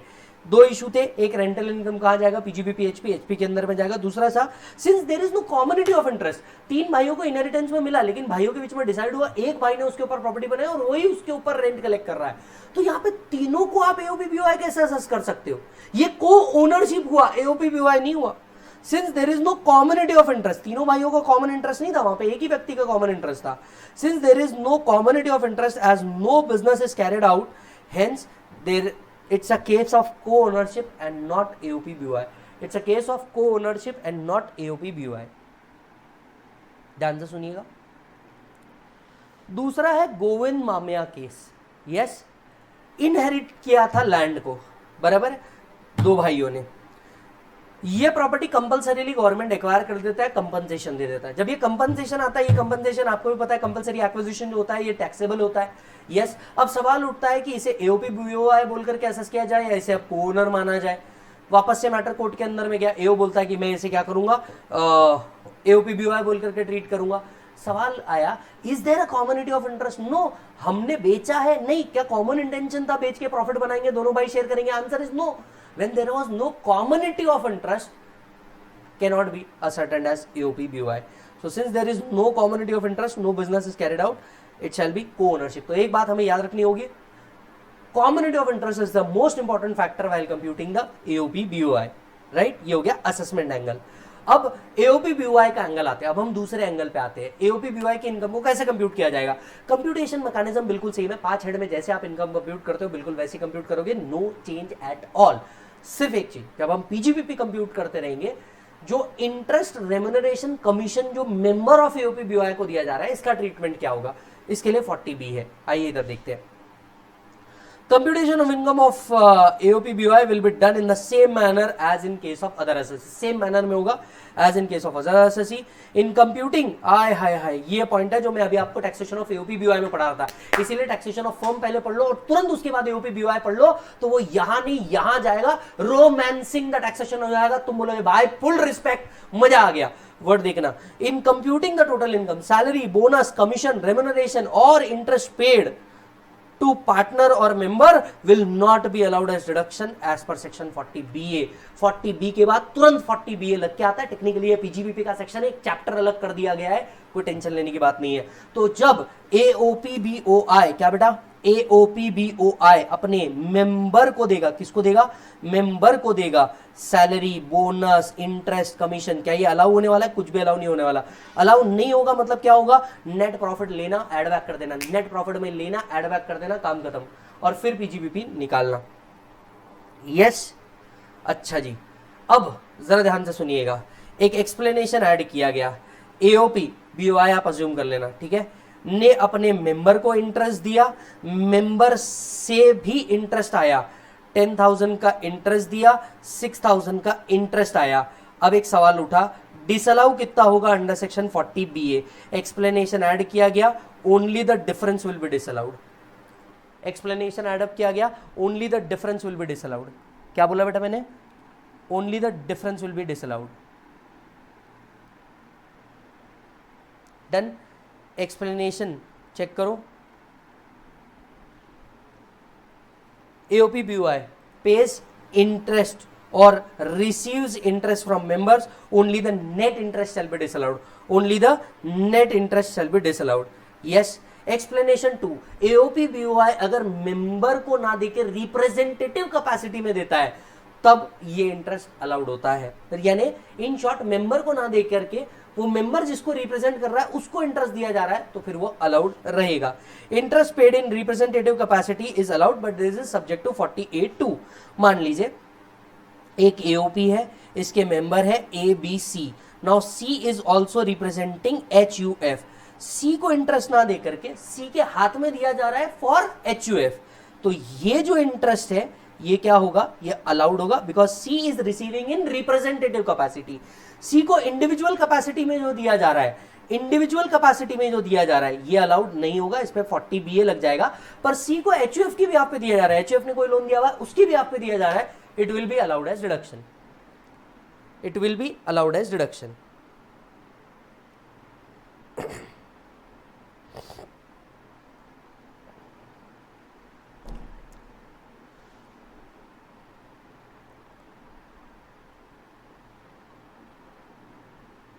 Yes मालिक, बहुत बढ़िया।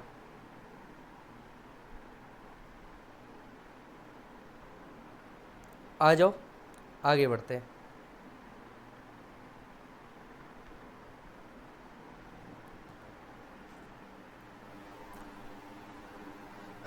अब आते हैं टैक्स रेट का क्या होगा। टैक्स रेट का क्या होगा, इसके लिए सेक्शन 167B अप्लाई होता है, taxation of AOP BOI। AOP BOI का टैक्सेशन किस तरीके से होगा? सर AOP BOI का जो टैक्सेशन है ये उनके मेंबर्स के ऊपर डिपेंड करता है। क्या हमें मेंबर्स के शेयर नोन है या शेयर अननोन है? शेयर नोन है या शेयर अननोन है? मान लीजिए अगर शेयर नोन नहीं है, if the shares are not known, shares अगर नोन नहीं है, एक भी मेंबर अगर AOP BOI का कंपनी हो जाती है तो कंपनी रेट अप्लाई करेगा, पूरे AOP BOI का टैक्स रेट कंपनी रेट हो जाएगा। अब अगर डोमेस्टिक कंपनी है तो जो 30%, 25% डिपेंडिंग अपॉन द सिचुएशन, या फॉरेन कंपनी है तो 40% depending upon the situation. So AOP BOI के मेंबर्स का शेयर पता नहीं है, उन मेंबर्स में एक कंपनी है तो जो कंपनी का रेट है वो एओपी बीओआई का टैक्स रेट बन जाएगा। एक भी मेंबर कंपनी नहीं है, नो मेंबर इस कंपनी, पूरा एओपी बीओआई का टैक्स रेट एमएमआर पे आ जाएगा, दैट इज 42.744% आ जाएगा। ये 42.744% कैसे आया है? 30% is the tax rate plus 37% is the surcharge rate plus 4% is the cess, ये बन जाता है 42.744%। यस, ये बन जाता है 42.744%। चेक करो मालिक।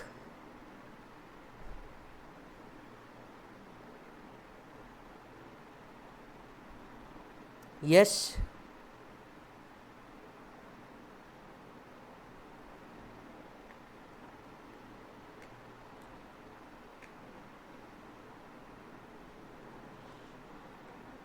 बहुत बढ़िया।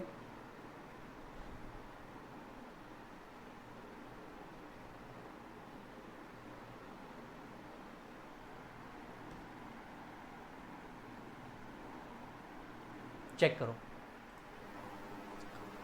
अगर शेयर नोन हो जाते हैं, अगर शेयर क्या हो जाते हैं?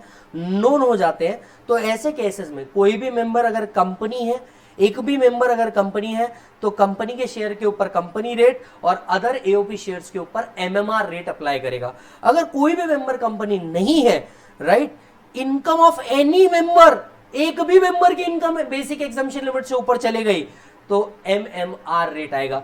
एक भी मेंबर की इनकम बेसिक एग्जम्पशन लिमिट से ऊपर नहीं है तो इसके ऊपर नॉर्मल टैक्स रेट अप्लाई करेगा, जो इंडिविजुअल पे अप्लाई करता है। ध्यान से सुनिएगा, ये पॉइंट थोड़ा रेलेवेंट है। एक भी मेंबर की इनकम अगर बेसिक एग्जम्पशन लिमिट के ऊपर चल जाए तो वो एमएमआर पे आ जाता है। एमएमआर मतलब क्या हो जाता है? 42.744% आ जाता है। तो आप एक बात देखेंगे, इनकम बेसिक एग्जम्पशन लिमिट के ऊपर जाना किसी भी मेंबर की कोई बड़ी बात नहीं है, यानी डायरेक्टली एओपी बीओआई 42.744% पे ही आता है। एक भी मेंबर कंपनी हुई तो कंपनी के शेयर पे कंपनी का रेट और अदर के ऊपर जो एमएमआर रेट है वो अप्लाई करता है।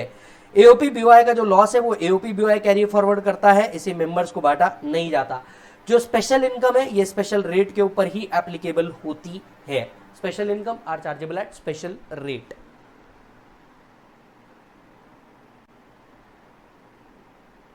Yes,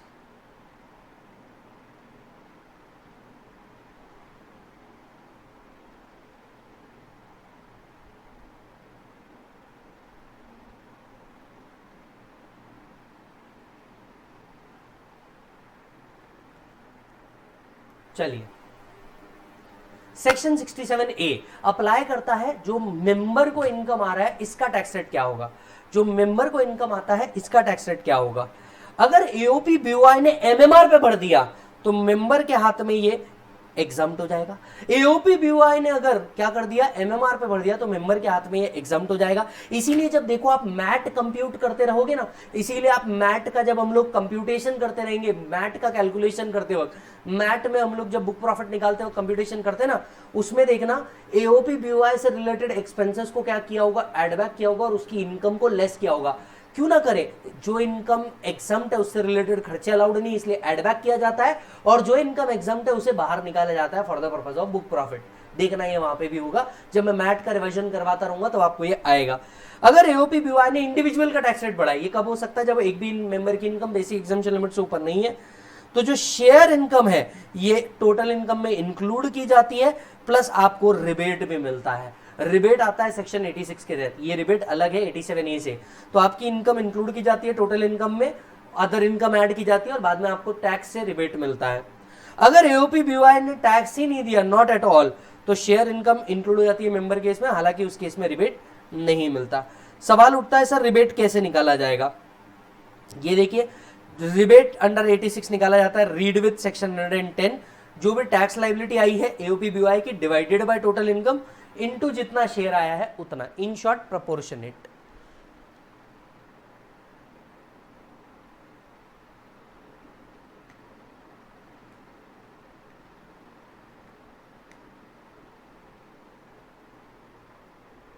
is that done?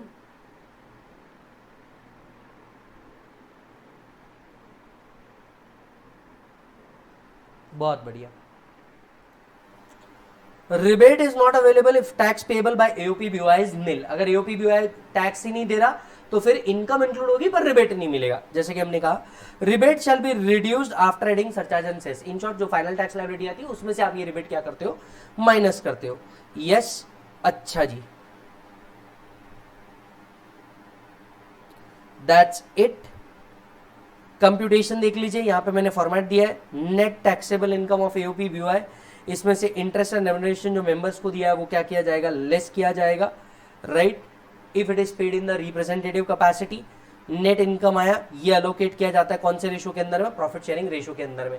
AOP BOI को एएमटी पेबल आ जाएगा इफ अति एडजस्टेड टोटल इनकम अगर 20 लाख के ऊपर है तो एएमटी पेबल आ जाएगा एओपी बीओआई को। मेंबर्स का इनकम कैसे निकाला जाता है, इसका फॉर्मेट यहाँ पे दिया है, जल्दी से देख लीजिए।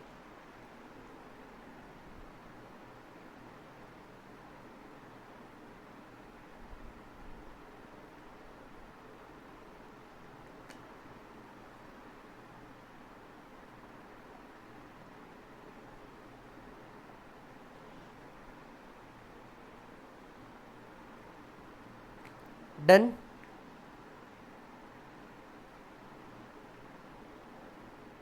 बहुत बढ़िया।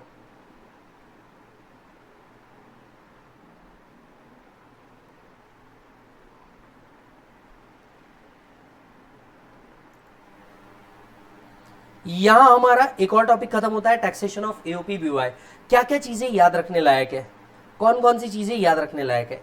एक, ये 3 एंगल याद रखना, ये याद रखना, ये याद रखना, और ये रिबेट वाला पार्ट याद रखना। वैसे भी इस चैप्टर में इसके अलावा कुछ है नहीं, बट हाँ ये याद रखना, स्पेसिफिकली टैक्स रेट वाला पॉइंट याद रखना। एओपी बीओआई के ऊपर क्वेश्चन बहुत रेयर सिचुएशन में आता है। आप क्वेश्चन भी देखोगे तो उसमें 3 से 4 क्वेश्चन ही दिखेंगे जो पास्ट एग्जामिनेशन के अंदर में आए होंगे। वही 3-4 क्वेश्चन में से एक भी क्वेश्चन आप देख करके चल जाओगे, एक क्वेश्चन देख लेना, आपका काम खत्म हो जाएगा, आपको समझ में आ जाएगा एओपी बीओआई का कैलकुलेशन कैसे करते हैं। Specifically if I am not wrong, J and के करके क्वेश्चन है जो मॉड्यूल के अंदर में भी अवेलेबल है, वो मेरे फास्ट ट्रैक में भी अवेलेबल है। वो जे एंड के वाला क्वेश्चन देख लेना, उसमें सारे एडजस्टमेंट कवर है, बस खत्म। आपको इसके अलावा कुछ भी पढ़ने की जरूरत नहीं पड़ेगी, ये चैप्टर बहुत इजीली खत्म हो जाएगा। यस सर, इसी के साथ हमारा एओपी बीओआई टैक्सेशन भी क्या होता है मालिक, ओवर होता है। अब आपने क्या पढ़ना चाहिए, तुरंत इसके बाद आपने एडवांस टैक्स के ऊपर आना चाहिए। काय के ऊपर आना चाहिए, एडवांस टैक्स के ऊपर आना चाहिए। देखिए मेरी बात को ध्यान से सुनिए, पीजीबीपी उठाया, इसके बाद एग्रीकल्चर उठाओ, इसके बाद टैक्सेशन ऑफ फर्म उठाओ, फिर टैक्सेशन ऑफ एओपी उठाओ, फिर एडवांस टैक्स उठाओ। एडवांस टैक्स क्यों, पीजीबीपी में 2 जगह हमने पढ़ा कि boss advance tax applicability mandatory हो जाता है 44 एडी और एडीए के केस में।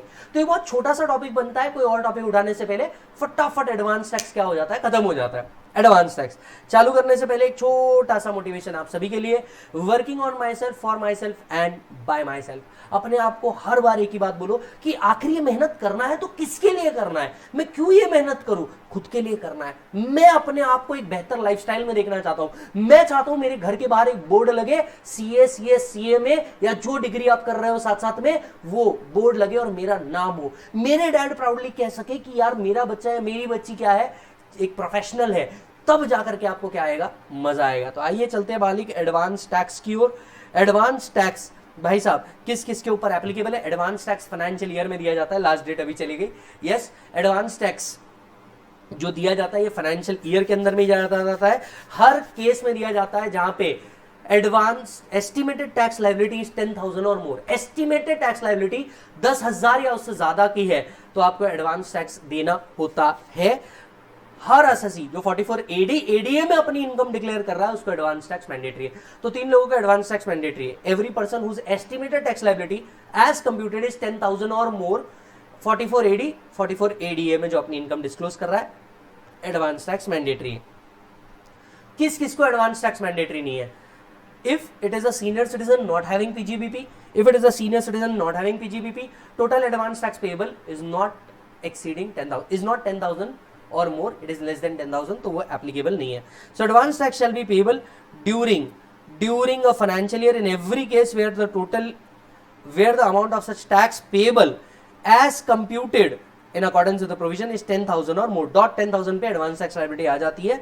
and SSC covered under 44 AD ADA Who is not liable to advance tax if there is no income chargeable under the head of PGBP? Assessee is 60 years or more. In short, senior citizen not having PGBP, advance tax payable is less than 10,000 rupees. Yes, ये है assessment वाला section जो आपको पूछा जाता है theory के अंदर में. मान लो एओ असेसमेंट कर रहा है, एओ असेसमेंट करते वक्त उसको समझ में आता है that assessee will be subject to advance tax, तो क्या वो खुद होके ऑर्डर दे सकता है एडवांस टैक्स पे कर? ऐसा कोई ऑर्डर निकल सकता है? सेक्शन 210 पावर देता है एओ को कि अगर असेसमेंट करते वक्त उसको ये लगता है कि हाँ ये टैक्स पेबल आ रहा है असेसी के ऊपर, उसके ऊपर इंटरेस्ट और पेनल्टी ना लगनी चाहिए, इसलिए वो ऑर्डर दे दे, तो वो क्या करेगा? तुरंत ऑर्डर दे देगा. ये ऑर्डर जब भी आपको आता है आपको एडवांस टैक्स स्पेसिफाइड डेट के अंदर में जमा करवाना पड़ेगा. So if the assessee has not paid or short paid advance tax then the AO, एक मिनट किसकी बात कर रहे हैं हम? एओ की. The AO may make a order under 210 and ask the assessee to pay advance tax in instalment after the due date as may be return in the order. The AO can pass order up to the last day of February. फरवरी के last day मतलब 28 या leap year के case में 29 फरवरी तक ये order निकल सकता है, तभी तो मार्च के अंदर में वो एडवांस टैक्स पे करेगा ना बाबू. So last day of February तक ये ऑर्डर निकाला जा सकता है. The AO shall compute the advance tax by taking income total income assessed in the latest previous year or the income declared in the return of income of any subsequent previous year subsequent to the previous year in which assessment has been made, whichever is higher. तो जो भी latest assessment हुआ होगा या जो return भरा होगा लेकिन जिस साल का असेसमेंट नहीं होगा उसमें से जो भी इनकम रहेगी हायर, उसके बेसिस पे ये ऑर्डर क्या किया जा सकता है? बनाया जा सकता है. यस, अच्छा जी सर. आइए इसके बाद 211 पढ़ते हैं. What are the due dates of any advance tax? Sir अगर आप 44 एडीए में आते हैं तो साल भर में एक ही ड्यू डेट बनती है, दैट इज 15 ऑफ मार्च. 15 मार्च एक ही ड्यू डेट बनती है जब आपको क्या करना है? एडवांस टैक्स देना है. 100% ऑफ द एडवांस टैक्स आपको 15 मार्च तक के दे देना है. अगर आप 44 एडीए के केस में नहीं आते तो आपको साल में 4 बार देना है. बहुत ईजी है याद करना. क्वार्टर खत्म होने से 15 दिन पहले, वापस से बोलो, क्वार्टर खत्म होने से 15 दिन पहले, 15 जून, 15 सितंबर, 15 दिसंबर, 15 मार्च, 15 जून, 15 सितंबर, 15 दिसंबर, 15 मार्च. अब कितना एडवांस टैक्स देना है? 4% आपको बताए हुए हैं. 15, 45, 75, 100, 15, 45, 75, 100. So 15% of the advance tax liability, 45% of the liability, 75% और 100% in the 4 due dates. Due dates check करो मालिक.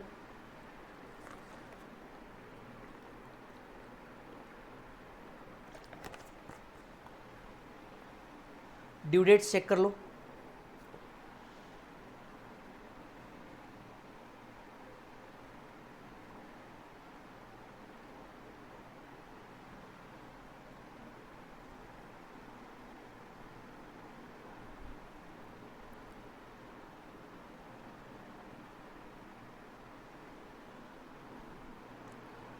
डन.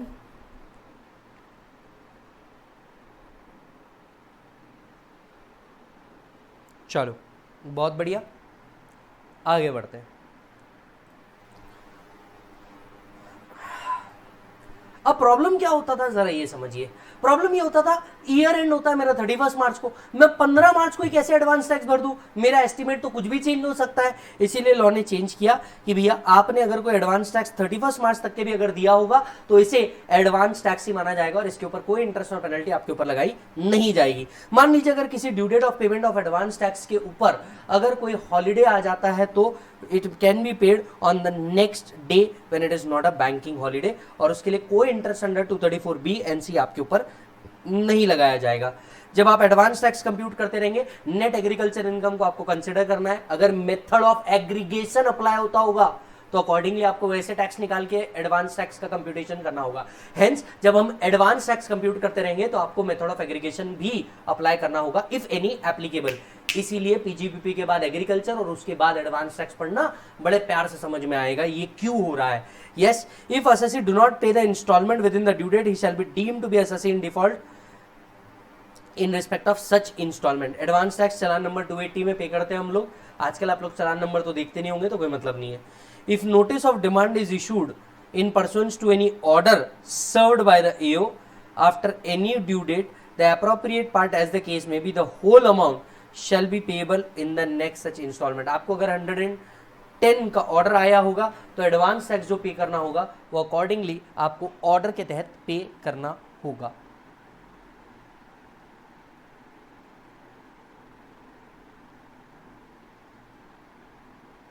यस, चलो जी,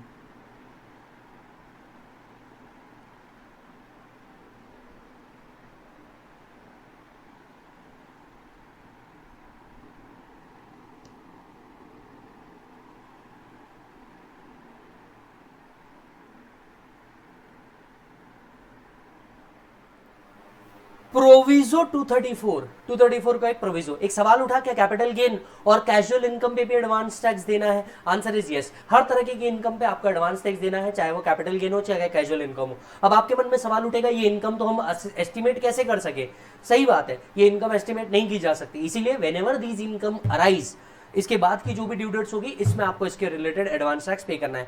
हालांकि अब इतना प्रोविजन आएगा नहीं, क्योंकि उसके ऊपर ऑलरेडी टीडीएस कट के आता है। स्टिल जो भी एडवांस टैक्स इफ एनी आ रहा होगा वो आपको क्या करना है, पे करना है। बट अगर ऑलरेडी सारी ड्यू डेट्स खत्म हो गई, लेट्स से 17 मार्च को आया, लास्ट ड्यू डेट तो 15 मार्च को थी, तो 31 मार्च के पहले पे कर देना, वो भी एडवांस टैक्स पेमेंट माना जाएगा। तो सवाल उठता है कि capital gain and casual income पे भी एडवांस टैक्स देना है? आंसर इज यस, देना है।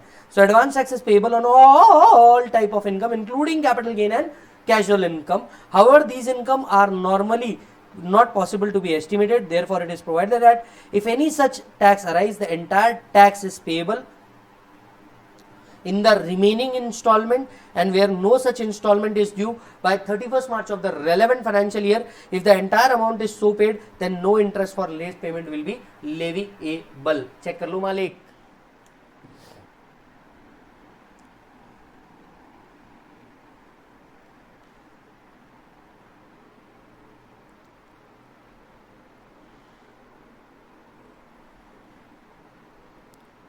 Done sir.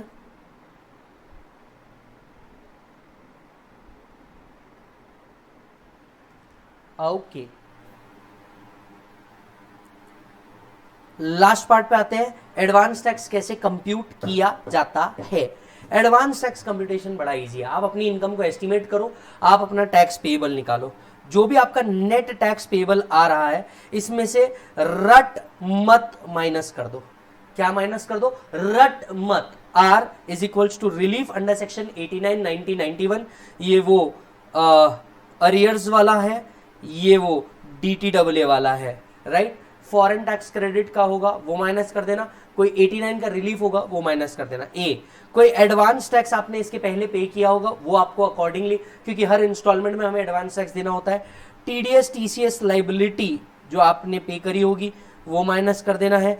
मैट और AMT क्रेडिट अगर कुछ होगा तो वो माइनस कर देना है। जो भी बच गया ये आपका एस्टिमेटेड टैक्स लाइबिलिटी आ जाता है एडवांस टैक्स का, और आपको ये पे करना है।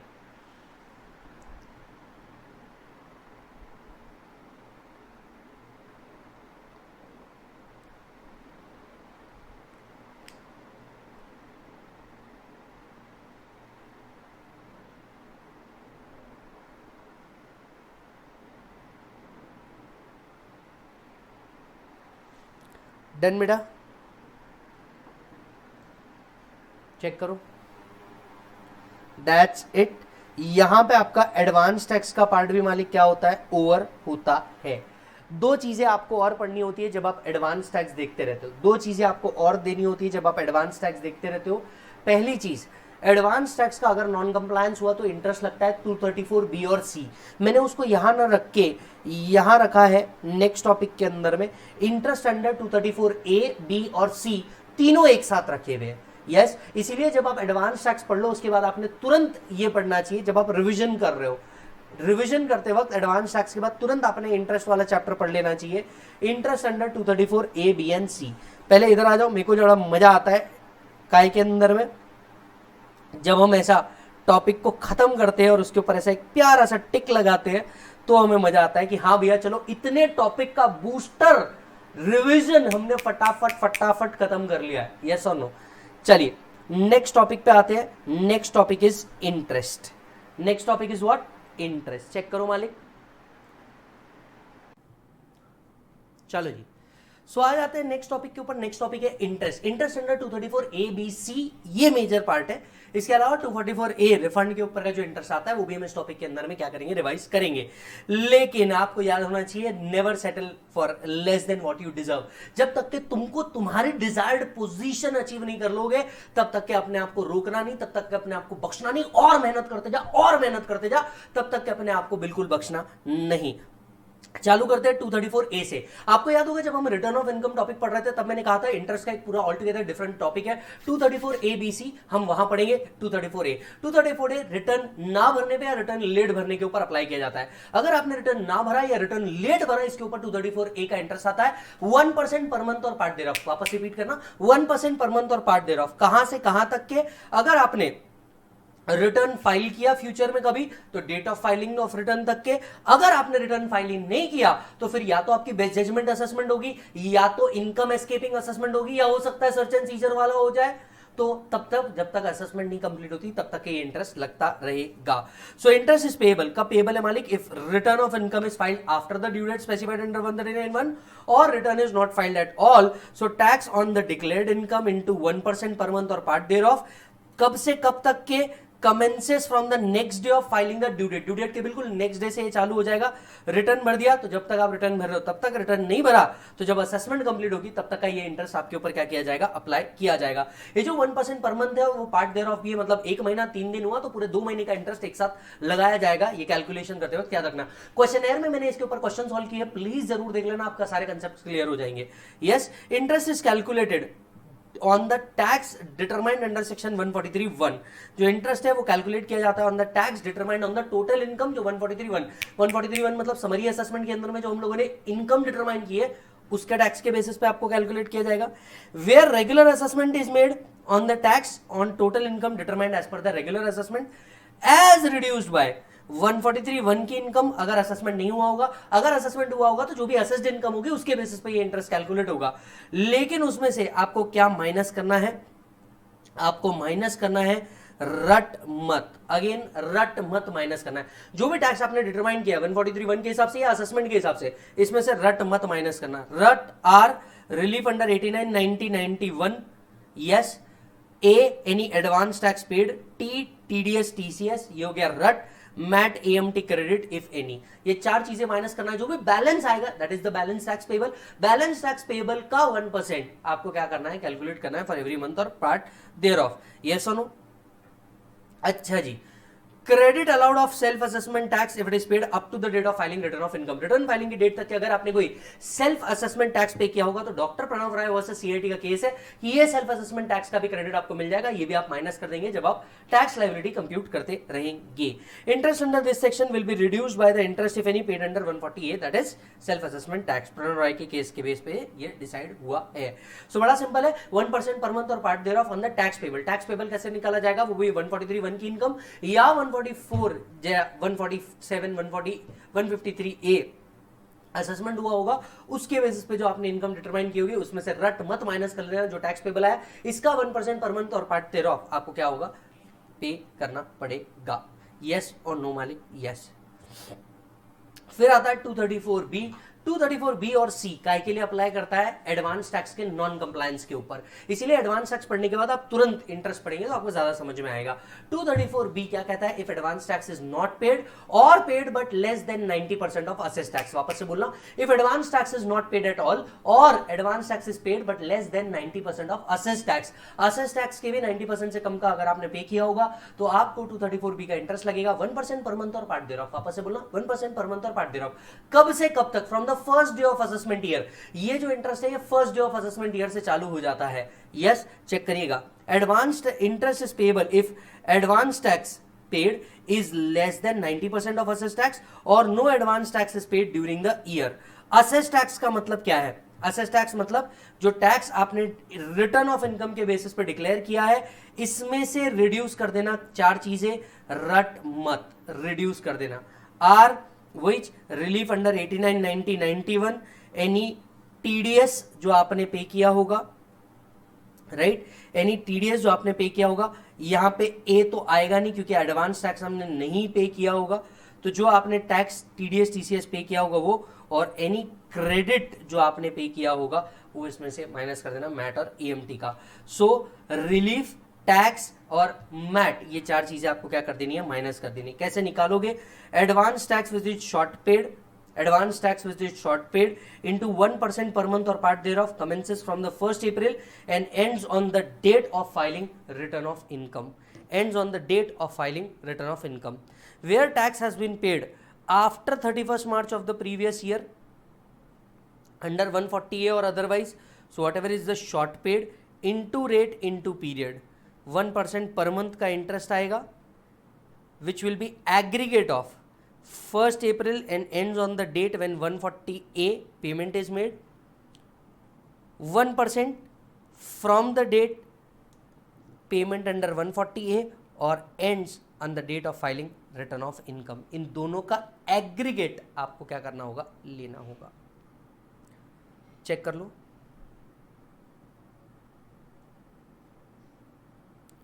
यस, चलिए। सो इंटरेस्ट आएगा ऑन द असेस्ड टैक्स के बेसिस पे, असेस्ड टैक्स जो आपने रिटर्न ऑफ इनकम में डिक्लेयर किया है माइनस ये चीज कर दीजिए, तो जो भी आपका एडवांस टैक्स शॉर्ट पेड आएगा as per return into 1% per month into 1st April से लेकर के जब तक आप रिटर्न नहीं भर देते तब तक का इंटरेस्ट आने वाला है। ये दोनों का एग्रीगेट पीरियड आपको क्या करना होगा, कंसिडर करना होगा। Interest under this section shall be reduced bye interest if any paid under 140A। Self assessment के टाइम पे आपने 234B का ऑलरेडी कोई इंटरेस्ट पे किया होगा, तो जो भी इंटरेस्ट इसमें आया है माइनस जो आपने 140A के टाइम पे कंसिडर कर लिया होगा, बैलेंस इंटरेस्ट 234B में आपको क्या करना होगा, पे करना होगा। यस और नो?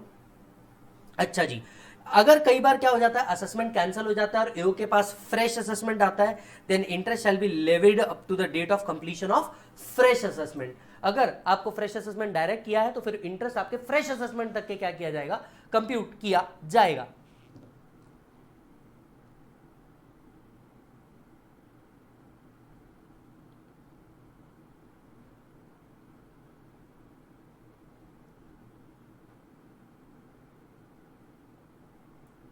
यस सर, चलिए आगे बढ़ते हैं।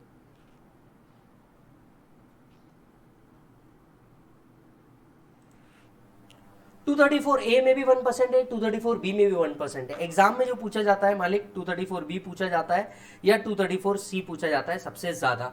234C काय के लिए है, मैं आपको याद दिला देता हूँ। 234C का जो इंटरेस्ट है, ये इंटरेस्ट बड़ा ही सिंपल इंटरेस्ट है, लेकिन इसको कंप्यूट करना थोड़ा सा डिफिकल्टी में जाता है। आपने ऑफिसर्स के अंदर में इसको किया नहीं होगा, इसी के लिए इसको थोड़ा सा आपको डिफिकल्टी जाएगा ही जाएगा। अच्छा जी, इंटरेस्ट अंडर 234C कब लगता है, जब आपने नॉन डिफरमेंट किया है। वो जो डिफरमेंट है ना 15, 45, 75, 100 एडवांस टैक्स में, या मार्च का एक डेट है 44AD ADA के केस में, अगर आपने डिफरमेंट प्रॉपर नहीं किया तो आपको 234C का इंटरेस्ट लग सकता है।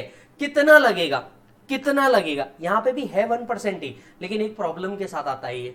अगर आपने पहले क्वार्टर का डिफरमेंट प्रॉपर नहीं किया होगा तो आपको पूरे 3 महीने का इंटरेस्ट एक साथ लग जाएगा।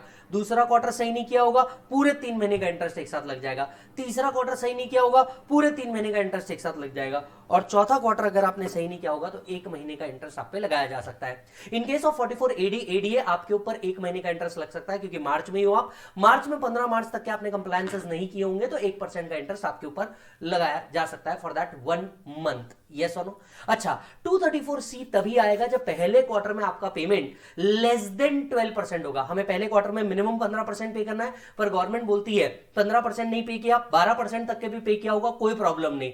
234C का इंटरेस्ट तभी लगेगा जब आपने पहले क्वार्टर में 12% से कम का पे किया होगा। दूसरा क्वार्टर में आपने 45% पे करना था, नहीं किया, 36% तक के भी किया, कोई प्रॉब्लम नहीं है, इंटरेस्ट नहीं लगेगा। लेकिन इंटरेस्ट तभी लगेगा जब आपने दूसरे क्वार्टर में 36% of the estimate tax liability पे किया होगा, तो आपके ऊपर इंटरेस्ट लगेगा। इसीलिए जब यहां पे आप टैक्स कैलकुलेट देखोगे वो 12 और 36 लिखा होगा एज कंपेयर टू जो आपने परसेंटेज वहां पे पढ़े होंगे। यस, चेक करना। All the assessee to whom 44AD ADA does not apply, interest is payable, पहले क्वार्टर का इंटरेस्ट आपको पे करना पड़ेगा। If advance tax on or before 15 June is less then 12% on the tax due on return income, tax due on return income. Second quarter advance tax paid is less then 36%। Generally पहले quarter की dates होती है 15%, 45%, लेकिन इस case के अंदर में हम कितना कंसिडर करेंगे? 12% एंड 36%। इन केस के अंदर में हम कितना कंसिडर करेंगे? 12% और 36%। थर्ड क्वार्टर में आपका जो एडवांस टैक्स पेड है it is less than 75%, and fourth quarter में if it is less than 100%, or advance tax is not paid at all. Advance tax अगर आपने पे ही नहीं किया होगा 234B भी लगेगा, 234C भी लगेगा। या फिर अगर आप पे 44AD ADA अप्लाई करता होगा, advance tax is paid on or before the 15 March is less than the tax due on return income, आपके ऊपर 234C लग सकता है। What do mean by tax due on return income? इसके अंदर में हम एडवांस टैक्स कंसिडर नहीं करते।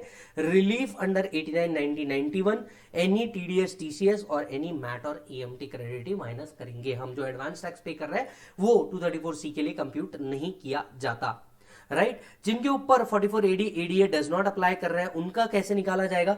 वॉट एवर इज द 15%, 45%, 100% और 75% on the return income, tax due on return income, minus advance tax paid जो आपने एक्चुअली पे किया होगा, in short differential tax, into 1% into पहले 3 क्वार्टर के लिए, फॉर 3 क्वार्टर्स 3%, लास्ट क्वार्टर 1%। अगर आप 44AD ADA वाले केस होंगे, whatever is the tax due as per return income minus जितना टैक्स आपने 15 मार्च से पहले पे कर दिया advance tax, into 1% into 1 month. Check कर लो मालिक।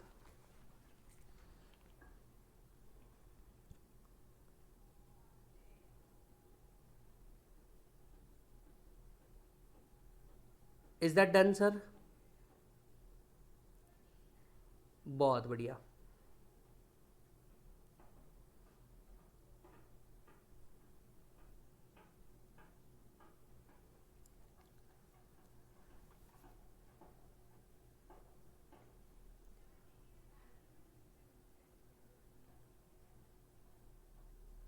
दैट्स इट, आगे बढ़ते हैं।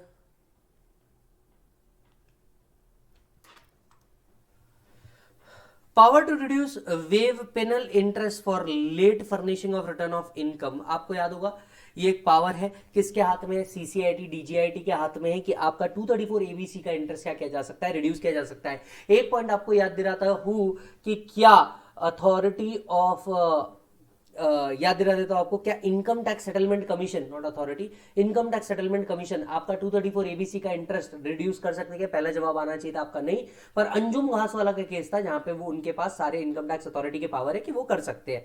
उसी एंगल में एक और सवाल पूछा जाता है, क्या ये जो आपका इंटरेस्ट है ये वेव किया जा सकता है, रिड्यूस किया जा सकता है क्या? Interest under 234 ABC can be waived by CCIT DGIT in the following cases. However, no reduction or waiver of such interest shall be ordered unless the assessee has filed return of income for the relevant assessment year, paid the entire income tax due on that. आपको पूरा का पूरा income tax देना होगा और उसके बाद में आपको क्या करना होगा? रिटर्न भी फाइल करना होगा। Where during the course of proceeding of search and seizure, books of another document has been seized and assessee has been unable to furnish return of income। मान लीजिए ये इंटरेस्ट हम इसलिए नहीं पे कर पाए थे क्योंकि हमारे बुक्स ऑफ अकाउंट जो थे वो सीजर के अंदर में उठा के लेके चले गए थे, हमने कंप्यूटेशन ही नहीं कर पाए, रिटर्न ही नहीं भर पाए, और इसके कारण हमारा 234C या B या A आ रहा होगा, तो ये वेव किया जा सकता है, प्रोवाइडेड बाद में आपने रिटर्न भर दिया और उसके ऊपर टैक्स पे कर दिया हो। Any income chargeable under the head of income other than capital gain is received or accrued after the due date of payment of first और सब्सिक्वेंट इंस्टॉलमेंट। कोई पेमेंट हमको मिला है जो आफ्टर द ड्यू डेट आया है, but it was not anticipated, not in contemplation of the assessee. हमने कभी सोचा नहीं था, समझा नहीं था ये पेमेंट आएगा। In short bad debts recovery, bad debts recovery income बन जाता है आपका। अब हमने कभी सोचा ही नहीं था कि ये बैड डेब्ट्स कभी रिकवर होगा, हम तो ऑलरेडी इसको राइट ऑफ करके बैठे हुए थे। ऐसा कोई इनकम आ जाता है तो जाहिर सी बात है एस्टिमेट गलत हो जाएगा, उस केस में वो भी समझते हैं और आपको वेव ऑफ कर देते हैं। In consequences of any retrospective amendment in law, decision of any supreme court और decision of any larger bench of the jurisdictional high court. Yes, अगर हाई कोर्ट, सुप्रीम कोर्ट या रेट्रोस्पेक्टिव अमेंडमेंट इन लॉ के हिसाब से अगर कोई changes आते हैं तो ये तो अनएंटिसिपेटेड मैटर था, ये तो मुझे पता ही नहीं था ऐसी कोई लायबिलिटी या बेनिफिट मुझे क्रिएट हो सकता है। तो उस कारण से अगर मेरा 234 ABC का इंटरेस्ट आ रहा होगा तो उसे क्या किया जा सकता है? अवॉइड किया जा सकता है। अच्छा, जब मैं रिटर्न कुछ अनअवॉइडेबल सर्कमस्टांसेस के कारण नहीं कर पाया, ये चीज मैंने उनके सामने बताया, वो इस बात को मान रहे हैं कि हाँ यू आर करेक्ट, ये अनअवॉइडेबल सर्कमस्टांसेस थे, फैमिली में कोई डेथ हो गई थी या कोई ट्रैजिक इंसिडेंट हो गया था, तो इस कारण से आपके 234 एबीसी को माइनस किया जा सकता है। यस, अच्छा जी।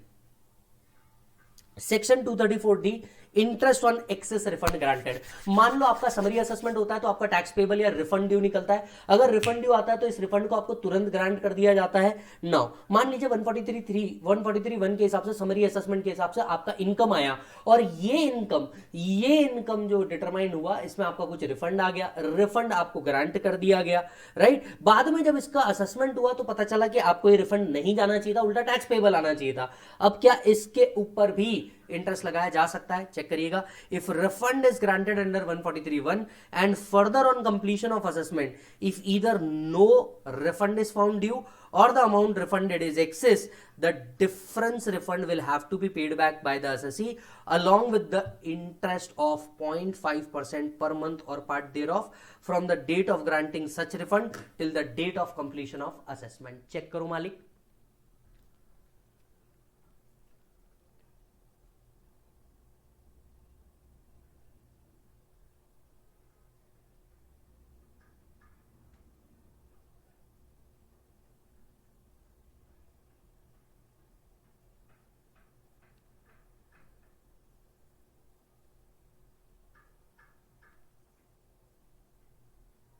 Yes or no? चलो जी आगे बढ़ते हैं। 244A, interest on refund. अब ध्यान से सुनिएगा,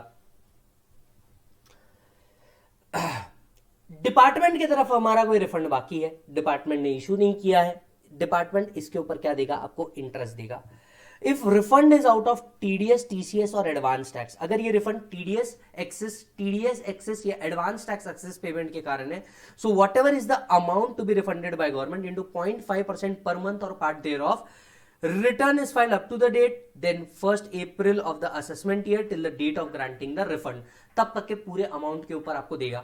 ऐसा क्यों? क्योंकि टीडीएस, टीसीएस और एडवांस टैक्स आप ऑलरेडी प्रीवियस ईयर में ही पे कर देते हो, हेंस जो रिफंड आएगा, रिफंड पे जो इंटरेस्ट आएगा, वो first day of assessment year से आएगा till the date of granting the refund. अगर आपने रिटर्न फाइल किया है after the due date, so the date of filing return और payment of tax whichever is later till the date of granting the refund। फिर जब आपने return file किया या टैक्स पेमेंट किया, जो भी लेटर हुआ होगा, वहां से जब तक के आपका रिफंड ग्रांट नहीं हो जाता तब तक के। चेक करो वापस से क्या कह रहे हैं वो लोग। मालिक कह रहे हैं अगर डिपार्टमेंट की तरफ से रिफंड आना है, किस वजह से ये रिफंड आना है? डिपार्टमेंट ने रिफंड देना है because of the access payment of TDS, because of the excess payment of TCS या एडवांस टैक्स, तो बस काम खत्म। ऐसे केस में डिपार्टमेंट आपको रिफंड देगा 0.5% पर मंथ और पार्ट देयर ऑफ का up to the date of filing return of income. Return अगर भरा है 1 अप्रैल से लेके जब तक आप रिफंड नहीं दे देते तब तक, रिटर्न अगर नहीं भरा है तो date of filing of return और payment of taxes whichever is later till the date of granting the refund।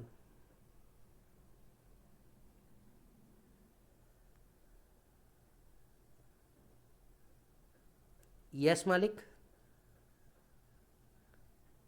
Done.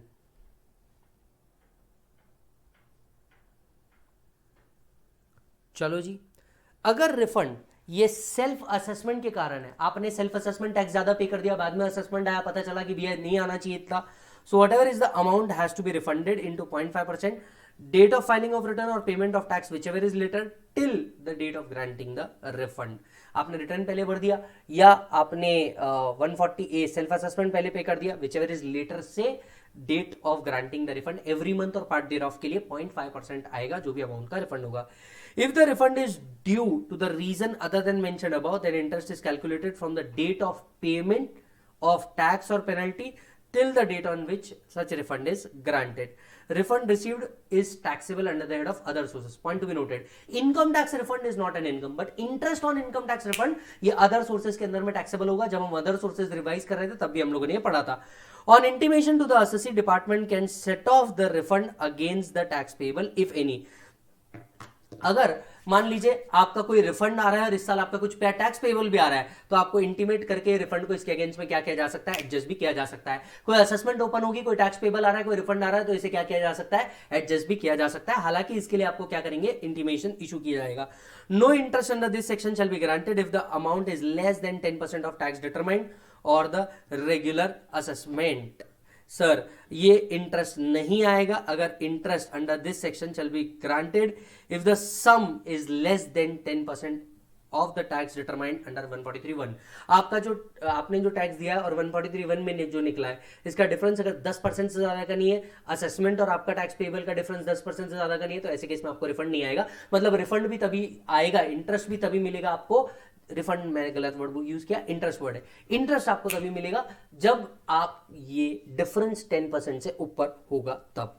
Where the refund of any amount becomes due to the deductor in respect of any amount paid to the credit of central government, such deductor shall also be entitled to receive the interest। अब ये TDS के case में deductor के लिए उसको भी ये interest मिलेगा every month or part of the month from the date on which claim of refund is made or the tax is paid, where refund arise on account of giving the effect to 250, 254, 260, 262।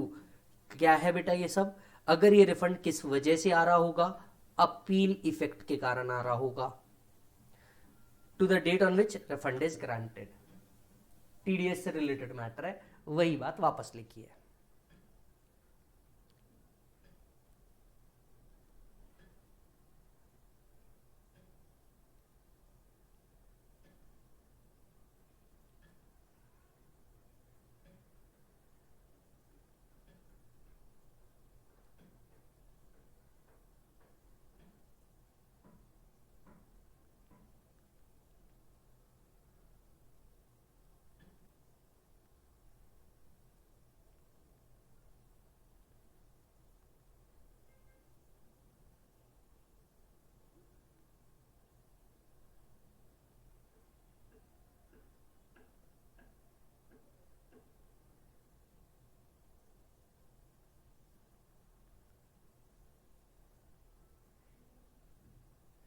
Yes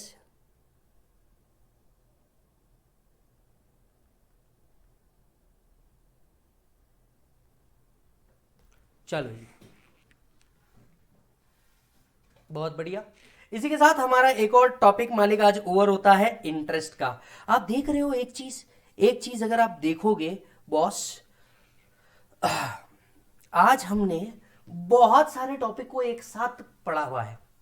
आप देखो इस बात को, आज अगर आप देखोगे हमने ऑलरेडी एग्रीकल्चर खत्म कर दिया, taxation of firm, taxation of AOP BOI, advance tax, interest, 5 topic आज हमने एक साथ खत्म कर दिए। वाली 5 टॉपिक आज हमने एक साथ खत्म कर दिए।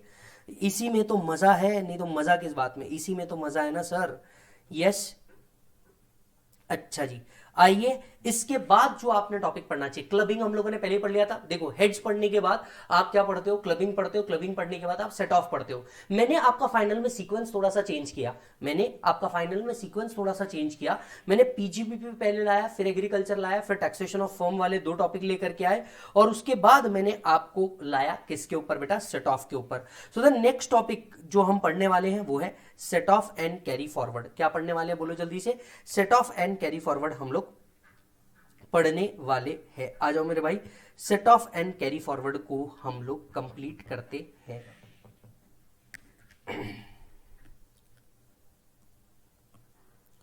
Set off and carry forward 2 chapter है। मेजरली असेसमेंट करते वक्त आपको इसे ध्यान में रखना पड़ता है। असेसमेंट के वक्त set off and carry forward बहुत ज्यादा यूज होता है। देखिए पहली बात तो अगर सेट ऑफ असेसी को करना भी है तो 2 सिंपल बातें उसको ध्यान में रखनी होगी। एक, सेट ऑफ मैंडेटरी है, मतलब उसको खुद होकर के ये प्रोविजन को क्या करना पड़ेगा, अप्लाई करना पड़ेगा। दूसरी बात क्या होता है, सेट ऑफ हर असेसी करता ही है, but this is subject to the loss return. याद होगा 139(3) हम लोगों ने पढ़ा था, लॉस रिटर्न। अगर आपने के असेसी ने लॉस रिटर्न भरा है और ये लॉस रिटर्न हम लोगों ने कंसिडर किया हुआ है, ये लॉस रिटर्न हम लोगों ने क्या किया हुआ है, कंसिडर किया हुआ है, हमें लॉस को कैरी फॉरवर्ड करना है, तो ऐसे केसेस के अंदर में हमें लॉस रिटर्न भरा होगा तो ही set off and carry forward करने मिलेगा, नहीं तो कैरी फॉरवर्ड करने नहीं मिलेगा। Specifically PGBP income, capital gain income and owing and maintaining horse services वाला इनकम। यस और नो? चलिए याद रखिए, कई बार आपका कई लोगों से डिस्कशन हो जाता होगा, थोड़ी सी गर्मा गर्मी हो जाती होगी, बहस टाइप से हो जाती होगी। यस, एक 5x5 रूल अपने जिंदगी के अंदर में उतार लीजिए, बड़ा मजा आएगा।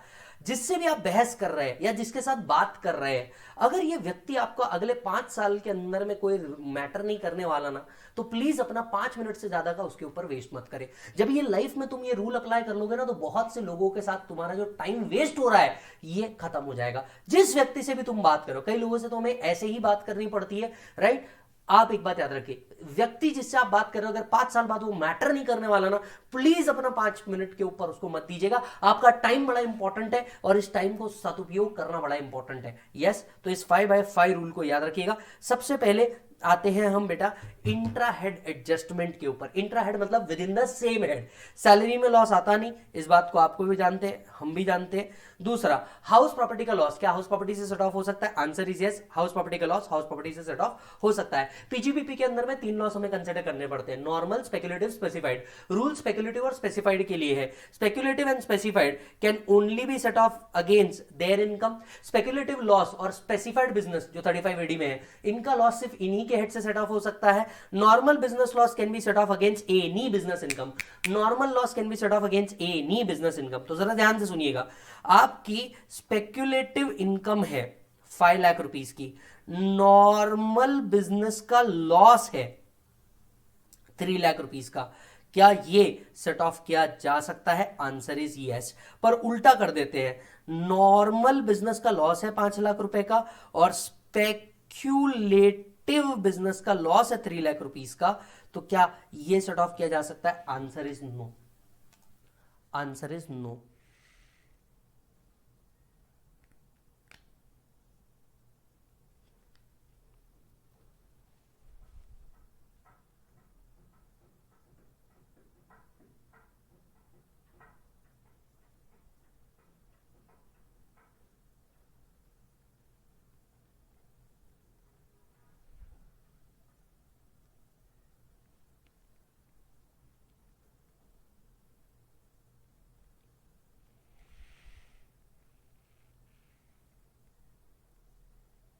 यस सर, चलो डन, आगे बढ़ते हैं।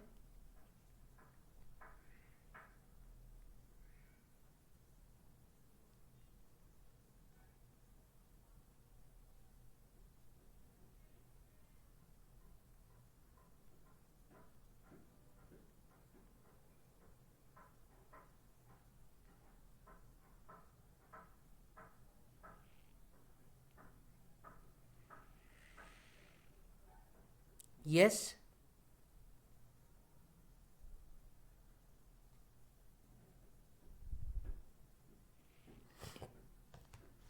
चलो जी आगे बढ़ते हैं।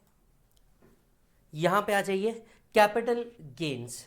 कैपिटल गेन्स बड़ा सिंपल है sir. Short term capital loss can be set off against any capital gain, whereas long term capital loss can be set off against only long term capital gains. Check करिएगा। So short term capital loss can be set off against any capital gain, long term capital loss can be set off only against long term capital gain. तो short term capital loss क्या long term capital gain से set of हो सकता है? Yes, बिल्कुल हो सकता है। Yes. Other sources, normal loss, generally loss आता नहीं आईएफओएस में, फिर भी अगर आता है तो वो सेट ऑफ किया जा सकता है within the same head.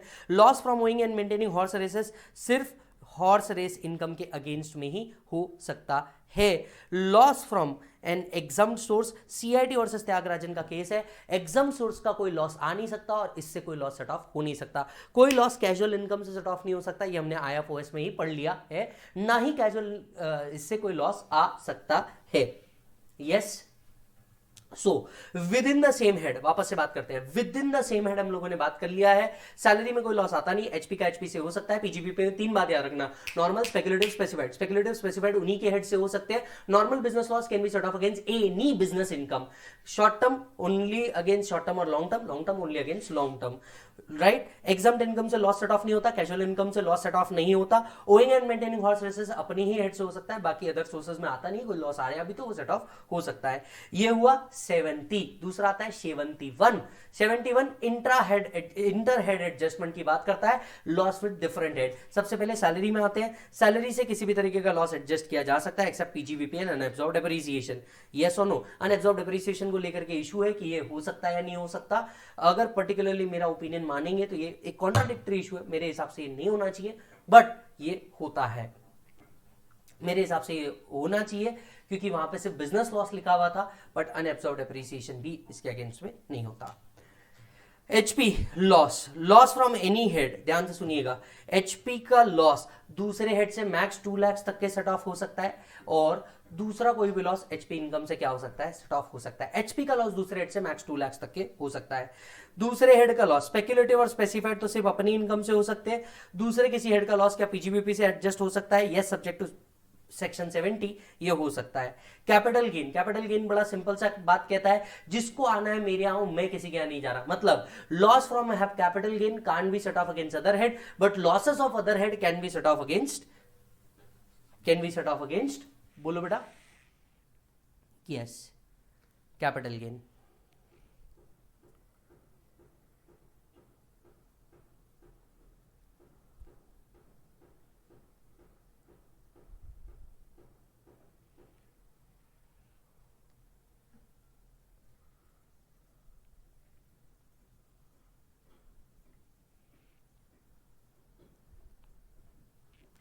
चलो जी बेटा आगे बढ़ते हैं। सेक्शन 70 और 71 में ऐसा कोई प्रायोरिटी तो दिया हुआ नहीं है, बट हाँ आप एक चीज याद रख सकते हो कि बॉस पहले इंट्रा हेड एडजस्टमेंट होगा और फिर ही इंटर हेड एडजस्टमेंट होगा। ये हो गया सेट ऑफ के बारे में। अब बात करते हैं कैरी फॉरवर्ड के बारे में। Carry forward of HP loss is covered under section 71B। Section 71B बोलता है सबसे पहले intra head inter head adjustment करने के बाद एचपी का जो लॉस है वो 8 ईयर्स तक के कैरी फॉरवर्ड हो सकता है। एक बार लॉस कैरी फॉरवर्ड हो गया तो उसके बाद में वो सिर्फ सेम हेड से ही सेट ऑफ हो सकता है, दूसरे हेड में नहीं जा सकता। यस और नो, राइट। अच्छा जी, रिटर्न ऑफ इनकम आपने समय पे फाइल नहीं किया तो भी ये लॉस क्या हो सकता है, कैरी फॉरवर्ड हो सकता है, बट रिटर्न ऑफ इनकम तो भरना पड़ेगा। सो एचपी लॉस मैक्सिमम 8 ईयर्स तक के कैरी फॉरवर्ड हो सकता है। बिजनेस लॉस सेक्शन 72 डील करता है। बिजनेस लॉस क्या कैरी फॉरवर्ड किया जा सकता है? यस। कितने साल तक के? 8 असेसमेंट ईयर्स तक के कैरी फॉरवर्ड किया जा सकता है। जिसने लॉस इनकर किया वही इसे सेट ऑफ कर सकता है, जिसने लॉस इनकर किया वही इसे सेट ऑफ कर सकता है। इसके कुछ 6 एक्सेप्शन है, अमलगमेशन, डीमर्जर, बिजनेस रीऑर्गेनाइजेशन, इसके कुछ 6 एक्सेप्शन है जो हमें देखने होंगे। यस। अच्छा, दूसरी एक और बात, अगर आपको बिजनेस लॉस सेट ऑफ करना है तो आपको याद रखना होगा डिसकंटिन्यूड भी है बिजनेस तो भी लॉस क्या किया जा सकता है, सेट ऑफ किया जा सकता है। जिस बिजनेस का लॉस है अगर वो डिसकंटिन्यूड भी है तो इसे क्या किया जा सकता है, सेट ऑफ किया जा सकता है। रिटर्न भरना जरूरी है, टाइम पे भी भरना जरूरी है। अगर रिटर्न नहीं भरा या रिटर्न टाइम पे नहीं भरा तो आपको लॉस कैरी फॉरवर्ड करने नहीं मिलेगा।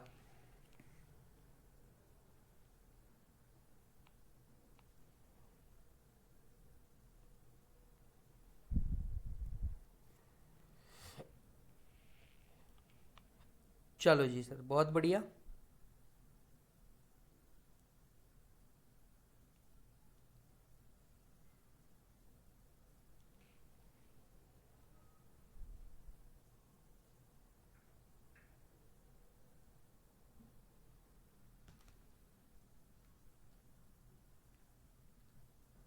आ जाओ बेटा, आगे बढ़ते हैं।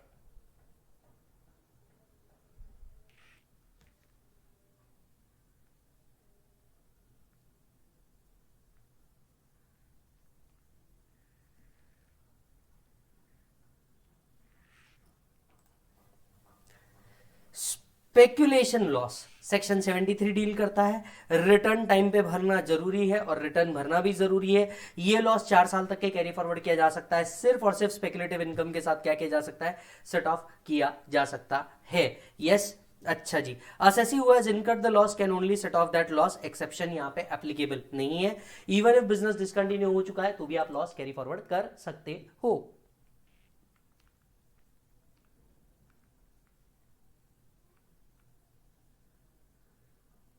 बहुत बढ़िया बेटा, आगे बढ़ते हैं। कैपिटल गेन का लॉस सेक्शन 74 डील करता है। कैपिटल गेन का लॉस क्या कहता है हमारे, कैपिटल गेन का loss it can B long term only against long term, short term against any capital gain.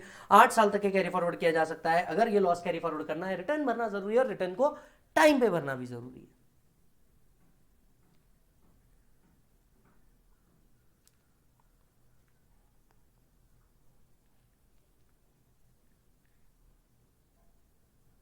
Done sir. Next point, loss from owning and maintaining horse races section 74 A deal करता है। मालिक सबसे पहली बात तो return भरना जरूरी है, टाइम पे भरना जरूरी है। ये लॉस भी 4 साल तक के कैरी फॉरवर्ड किया जा सकता है। यानी क्या मैं कह सकता हूं स्पेक्युलेटिव लॉस और loss from owning and maintaining horse races 4 साल तक के कैरी फॉरवर्ड कर सकते हो। Yes right. अच्छा जी, सेम इनकम से ही सेट ऑफ होगा। Even if business is discontinued तो भी आप ये लॉस कैरी फॉरवर्ड कर पाओगे। लॉटरी का इनकम ना तो सेट ऑफ हो सकता है ना कैरी फॉरवर्ड हो सकता है। इसके अलावा कोई अदर लॉसेस है तो वो सेट ऑफ भी हो पाएंगे और कैरी फॉरवर्ड भी हो पाएंगे। राइट ऊपर हमने देखा था जनरली जिस व्यक्ति ने लॉस किया है वही इसे कैरी फॉरवर्ड कर पाएगा, लेकिन इसके कुछ एक्सेप्शन है जो यहां दिए हुए। पहला, loss of amalgamating company can be carried forward by amalgamated company subject to condition given in 72A। Yes, accumulated losses of demerge company can be carried forward by resulting company subject to condition given in 72A। Sole proprietor जब company में convert होगा तो इनके losses आप carry forward कर सकते हैं। Firm जब कंपनी में कन्वर्ट होगी तो इसके लॉसेस आप कैरी फॉरवर्ड कर सकते हैं। प्राइवेट कंपनी तो एलएलपी में कन्वर्ट हो रही है उसमें भी 72A की कंडीशन अगर सेटिस्फाई हो जाती है तो ये लॉस कैरी फॉरवर्ड हो सकता है। And losses acquired on inheritance, father dies and son inherits the business, then son can set off the loss. Son can set off the loss. इस लास्ट पॉइंट के ऊपर क्वेश्चन बना के पूछा जाता है, केस स्टडी याद कर लो। ये लास्ट पॉइंट के ऊपर केस स्टडी क्वेश्चन बना के पूछा जाता है।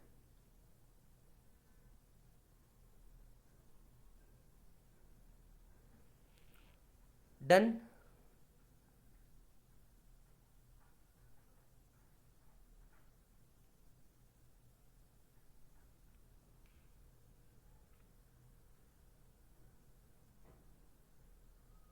बहुत शानदार। बढ़ो बेटा आगे।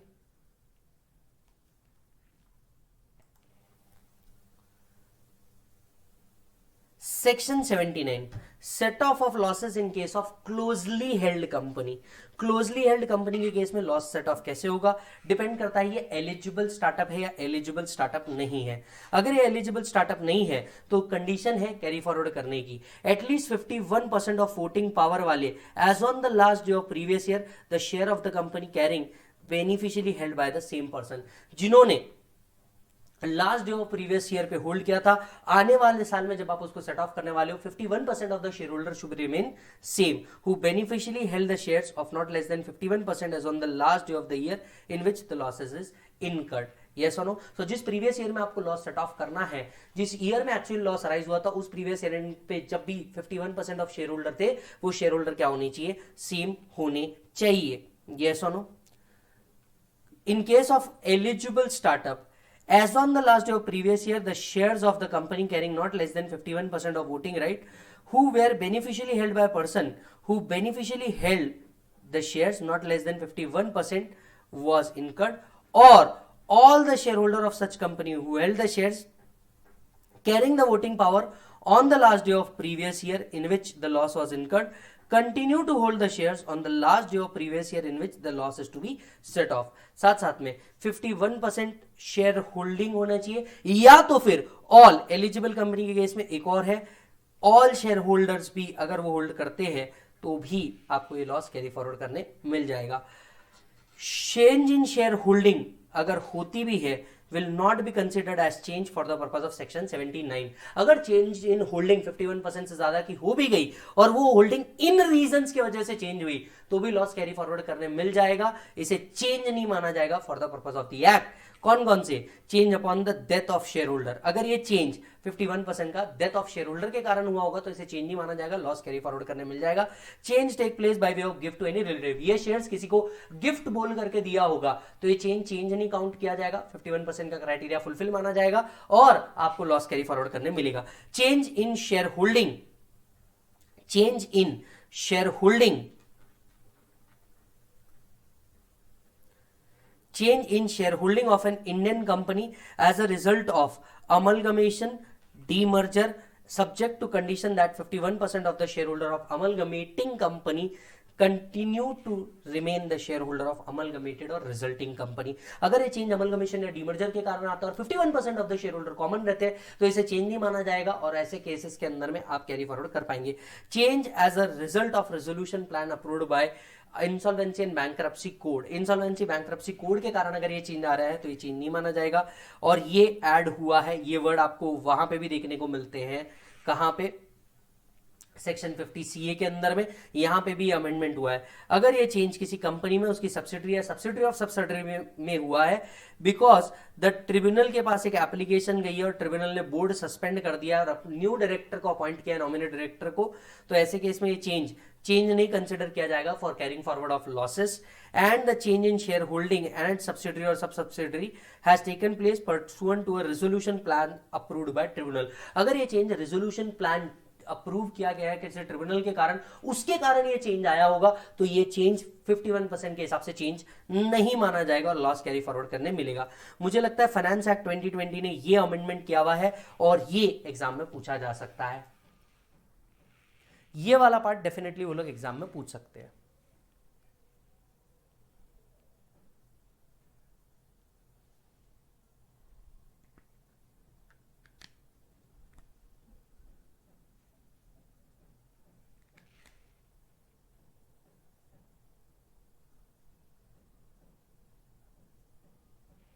डन सर, बहुत बढ़िया।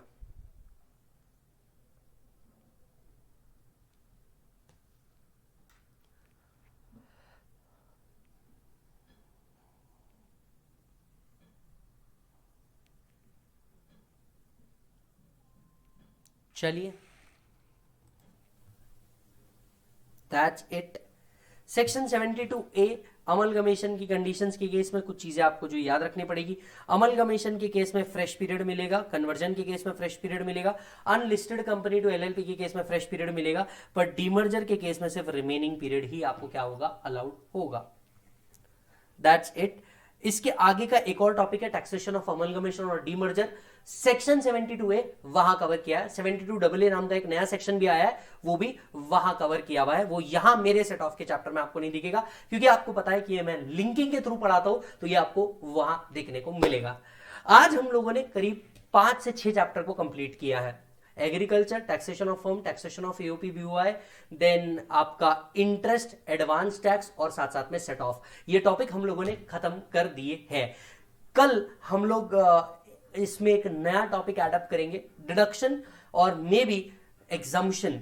कल के सीरीज में हम लोग कवर करेंगे, नेक्स्ट सीरीज के अंदर में कवर करेंगे और साथ साथ में टीडीएस का पार्ट भी हम लोग क्या करेंगे, शुरू करेंगे ताकि आपके मेजर टॉपिक क्या हो जाए, फटाफट रिवाइज हो जाए। मैं आपका एबीसी एनालिसिस भी डालने वाला हूं टॉपिक वाइज, कि क्या टॉपिक वाइज एबीसी एनालिसिस आना है, मैं वो भी डालने वाला हूं, तो प्लीज उसे भी देख लीजिएगा, वो आपको मिल जाएगा। प्लस साथ साथ में मैं आरटीपी जो है ये भी अपडेट करने वाला हूं, तो प्लीज वो भी एक बार देख लीजिएगा। आप मेरे साथ इसी तरीके से बने रहिए, आपके साथ में पूरा बूस्टर रिविजन करते जा रहा हूं। ये बुक आप फटाफट ऑर्डर कर लीजिए सो दैट आपको अमेंडमेंट भी मिल जाए सारे के सारे, और फटाफट आप यहां से मेरे साथ इसे रिकॉल भी कर पाए तो आपको ज्यादा मजा आ जाएगा। Thank you so much for the day, bye bye and take care.